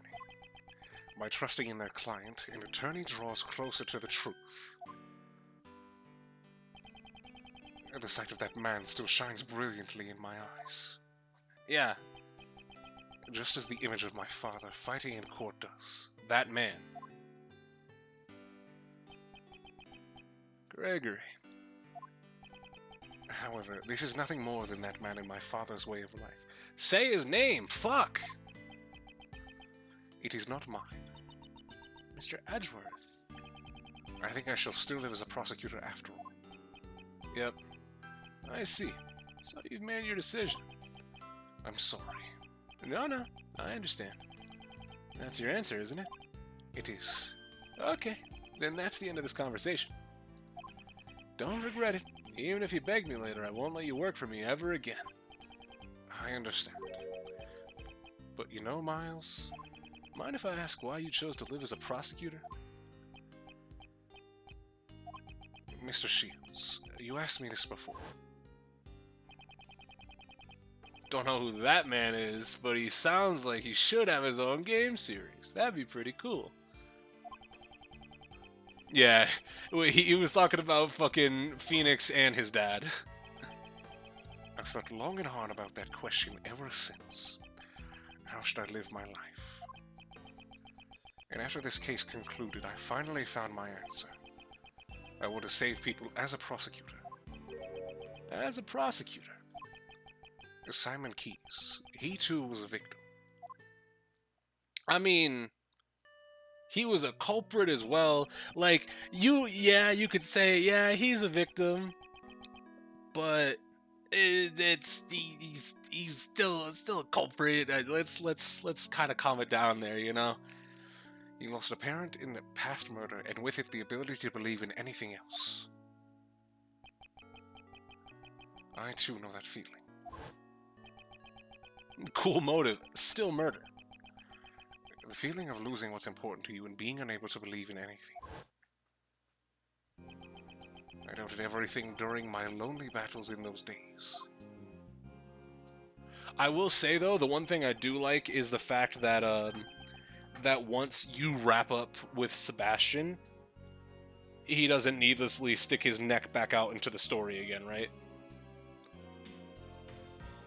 It's just all he does. All that I can hope to do is get every defendant declared guilty. The one who saved me was that man. Fuck off! Mr. Keyes must have been all alone. Unable to find salvation from the law, he had no choice but to turn his hand to revenge. Yeah. Who could it have been? That's so dumb. Just show him. I want to save those like Simon Keyes. So, how would you save him? I'm sure this tragedy could have been avoided if only he could have relied on the courts. But instead, he was cornered by Blaise de Best, who used the power of law for evil. They form the law. The form of the law can change depending on who wields it. It can at once be a shield to protect and a blade to harm. That too is a contradiction of the law. A contradiction, huh? Yeah.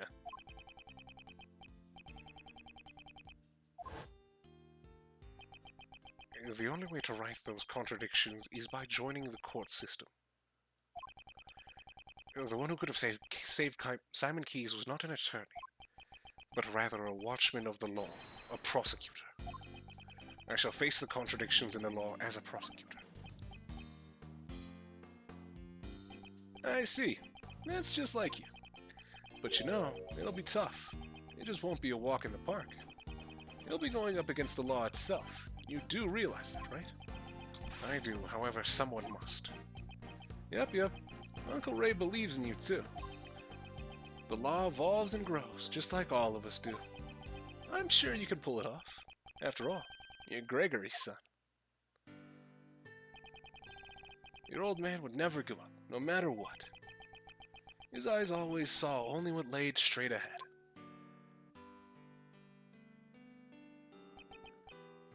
Miles, wouldn't you choose to live as a prosecutor? Your eyes look just like your father's. It looks like you've grown up a bit. I really wish your old man could have seen you now. Thank you very much, Mr. Shields. So then, Prosecutor Edgeworth, allow me to formally return this to you. Please do. Give me my fucking badge. I, Justine Courtney, as a member of the PIC, do hereby return to Miles Edgeworth the rights and privileges of a prosecutor in the name of the Goddess of Law. It's been a minute since we've heard anything about the Goddess of Law, to be honest. Kind of okay with that. Prosecutor's badge data jotted down on the organizer. And with that, Prosecutor Edgeworth is revived. That's great, sir. So then, Prosecutor Edgeworth, it's time for Uncle Ray to make his exit.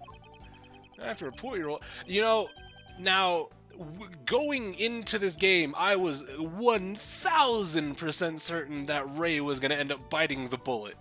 You know, considering he doesn't fucking show up. Ever again.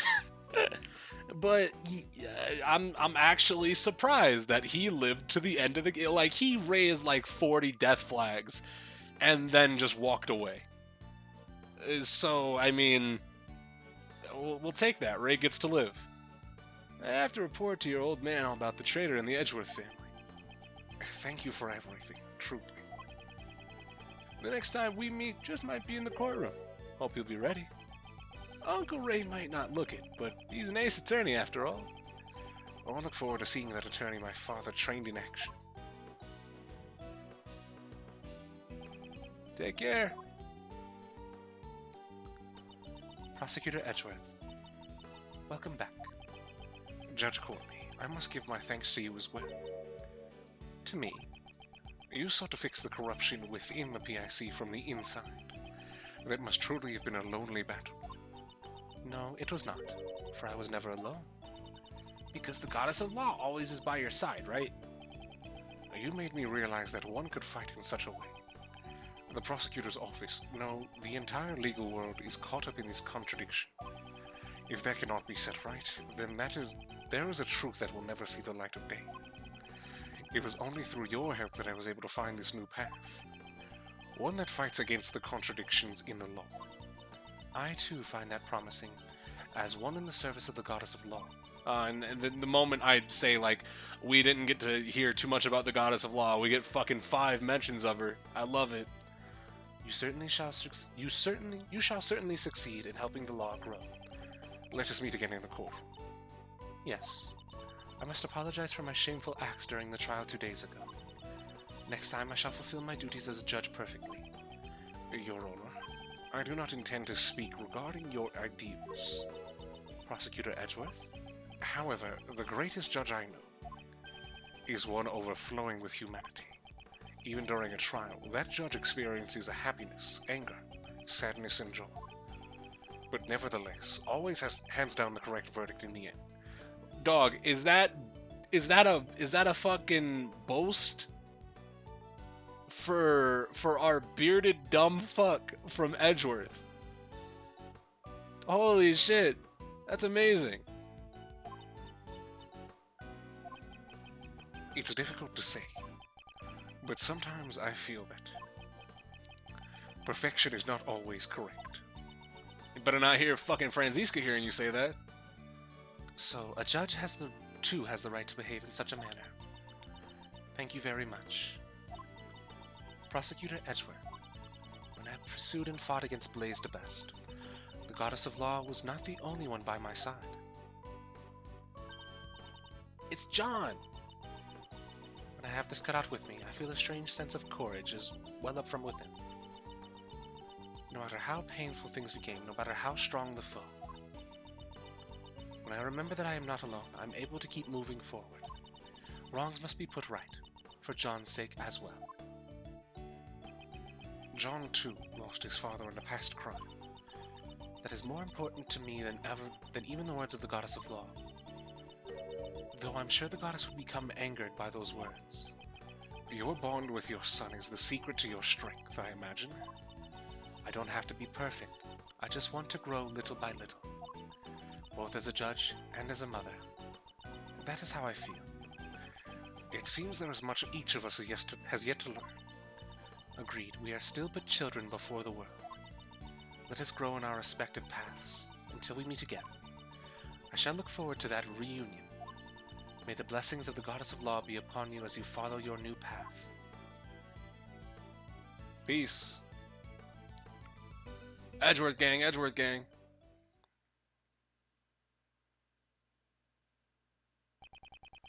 Though I once lost my position as prosecutor, I have now reclaimed it, so that I may tread a new path as a prosecutor. I shall surely reach the truth waiting at the end of this path. No matter how difficult the path may be, if any seek to stop me on my path, they shall receive no mercy. No matter who they may be, I will shout out just one word. Yeah! Ah, that was great. I thoroughly enjoyed the ending of that game. I felt it was handled quite properly. And now we have our standard post-credit, everybody wrap up. So what are they going for? I really hope we get one for Shelly.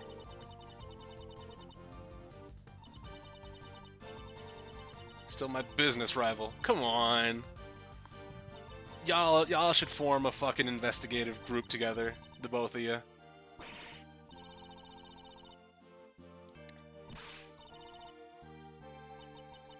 By the way, would you mind me asking what sort of scoop you're aiming for next? Chief? Ain't no need to be stingy. I'm your mentor after all. Shelly as Ice Cream Man, please. That's what I'm hoping for.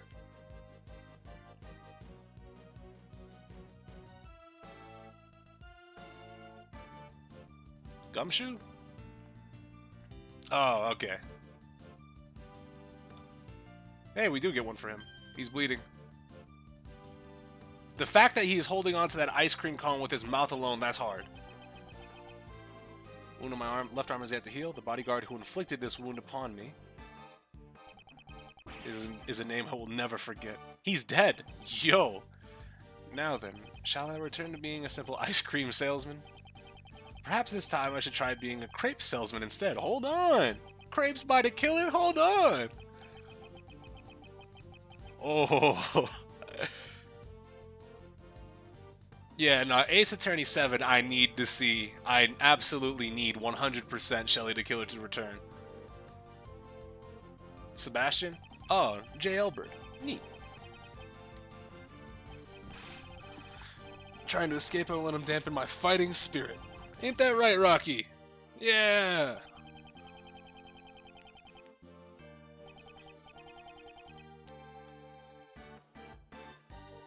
Yeah, I need Gumshoe and the Killer back in Ace Attorney 7.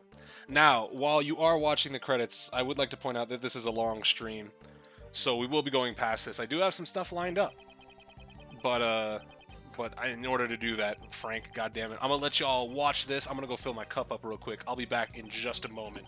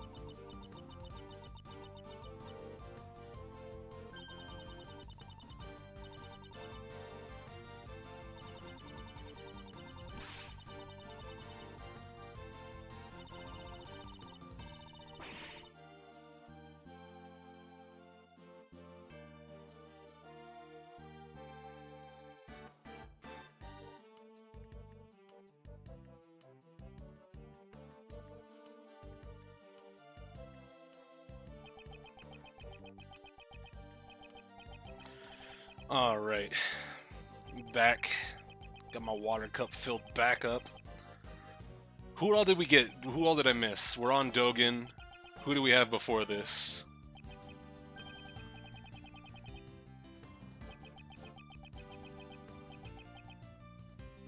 Just Regina?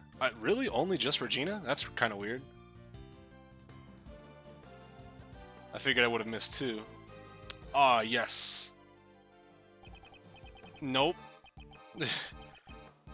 Nope. We ain't singing songs.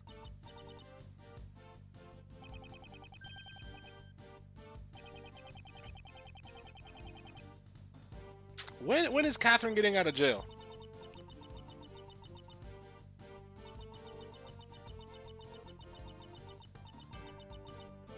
Cause what would be technically her actual crime?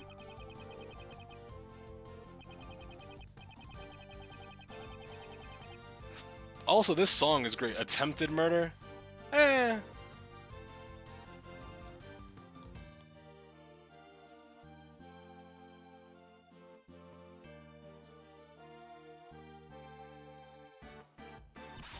If you have a proper defense, you can spin it as it was a accident.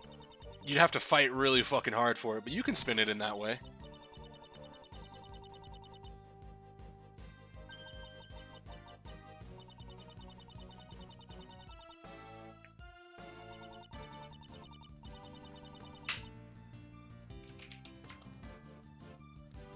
When are we getting the Ray and Kate game? I have no idea.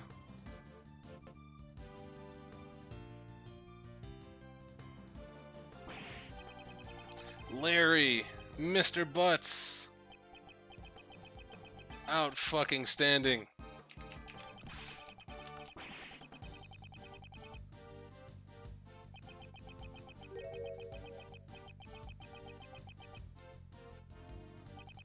Larry, come on. Larry, just I think Larry, you don't like. Obviously, in the future, he's still doing this, but you gotta figure a switch up. Went from Mindy to Mandy and lost both. He's crazy. When are we getting the Ray and Kate game? What do you mean? When are we getting the Gregory and fucking Tyrell game? Or excuse me, the Von Karma Tyrell game?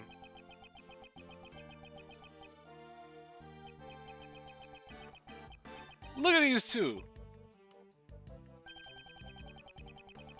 And this is a... Wait, hold on. Did Bad get out of prison? Did he even go to prison?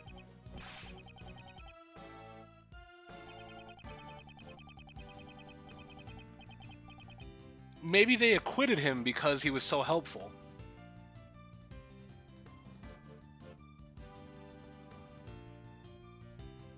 Yeah, I remember Gumshoe taking him away for his questioning and detainment, but yeah, either that or he's been called as a witness for IS-7. Okay. Stop beating her in the head with your walking stick, please. It's just not a good look.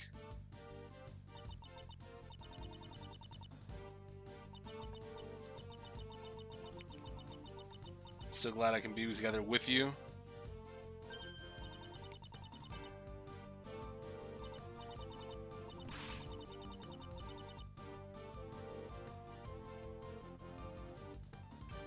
All right. Thank you, translation team. Big round of applause for the translation team. Very good stuff. Went above and beyond.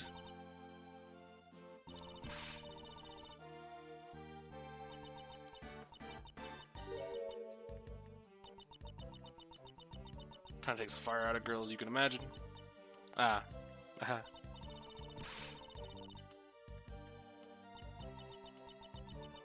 Without going into too much detail for DGS, we'll be checking out DGS in the future. So we'll get to that when we get to that. Localization team, okay.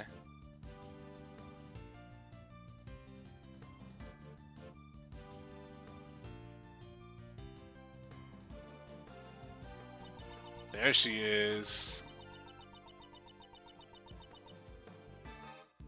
There was one already translated? Yeah, I know one is fully translated. I kind of want to wait on two.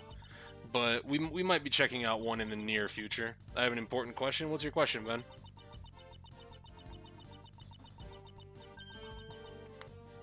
Barbecue or pizza? It depends. Where are you getting barbecue from?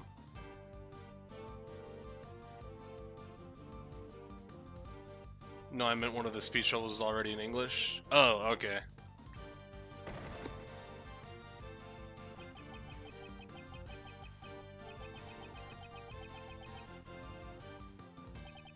Lang. I like these post-game wrap-ups where we get everybody.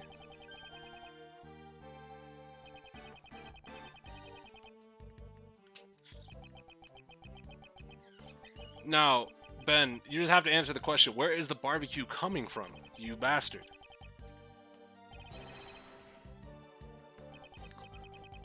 Lang's gonna reform his country. Multiple places and get it from local and change. Yeah, but that doesn't help. Are any of your local places really good? At this point, I'm just gonna say pizza. You've given me no help. I've asked everyone to stop calling me the best. Finally. I don't like it. It makes me feel like I'm just borrowing Pops' power. Good. She'll study even harder than before and triumph over Pops. I don't know. You're still gonna lose to Edgeworth. Let's just keep it humble. That guy's name was Wellington 2K. Dog, if I hop on the sticks and get fucking dunked on by Wellington 2K, I'm turning the game off.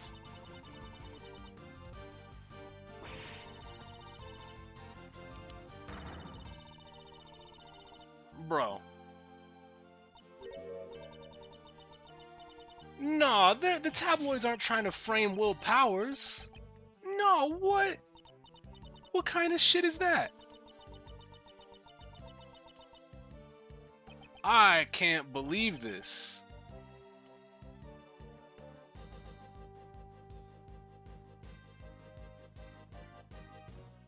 Ass.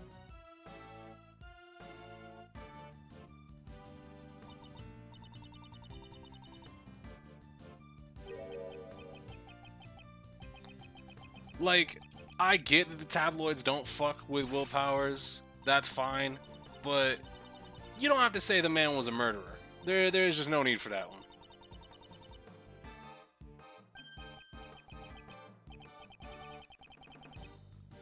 It would be nice if there's a sequel. I wonder what else I can say that about. Can we go buy something? Aw.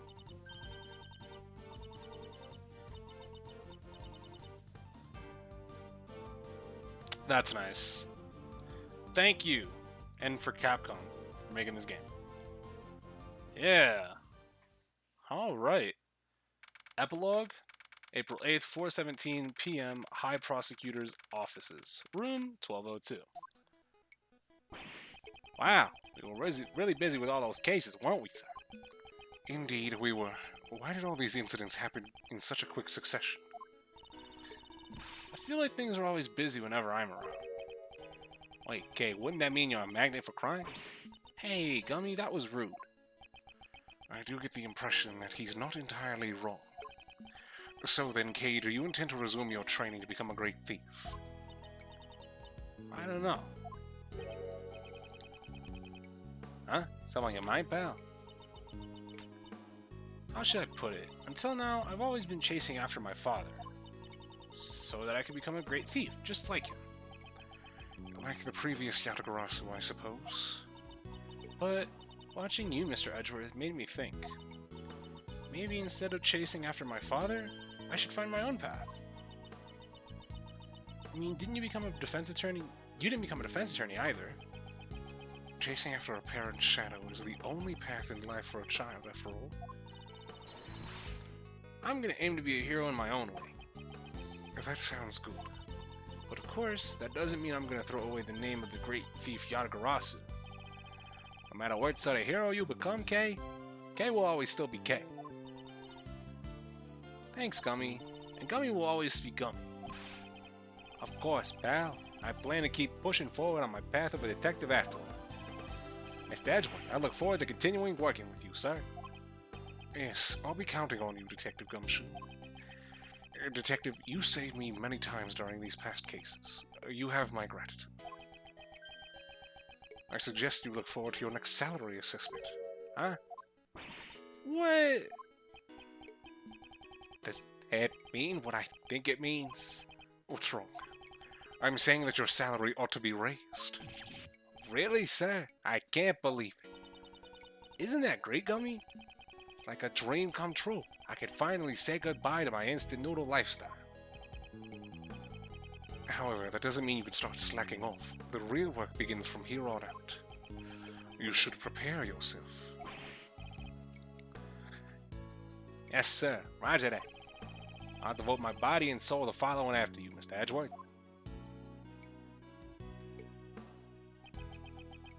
The path Mr. Shields and Judge Courtney taught me. Hey, wait a minute. What time do we got on the stream right now? 3:33? Okay. It is to take a stand against the contradictions in the law, and to reach the truth at the end of that road. What am I able to do? That is a question I must continue to dwell upon. Certainly, this path will not be easy. However... Okay. Didn't we just get this? Like, before the credits?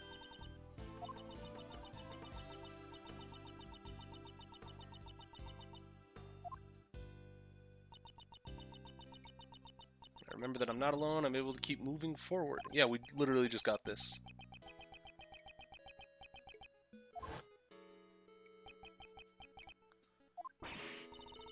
Completely forgot. That was sudden. What's wrong? I was searching for members for the new Yatagarasu team. And now that you mention it, I do remember you saying something to that effect. Like, at the very beginning of the game, damn. But, in the end, I wasn't able to find a single person. Can you imagine it? A team combining their powers in order to steal the truth? I wanted to create an invincible team like that, but... What are you saying, pal? Don't you already have a team? Together, the three of us can solve any case that comes our way. Yeah, you're right. A prosecutor, a detective, and a great thief. We're the invincible trio of heroes that steals, captures, and pursues the truth. Hearing all that kind of makes me feel sorry for the truth. As long as the three of us are together, there's nothing to fear. Isn't that right, Mr. Edgeworth? Yes, you are correct. Even until his last moments, my father ran along his own path. I too shall advance along mine. Accompanied by my somewhat boisterous comrades. As long as they are by my side, I can walk forward without hesitation. On this new path as a prosecutor. Prosecutors and attorneys. The path I walk on is not my father's. However, I am certain that the two paths are not separate. Though we may walk in opposite directions, our destination is the same. Why, you may ask?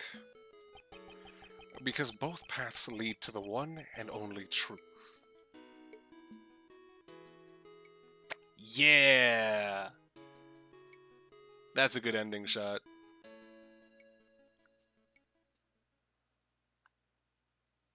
The end.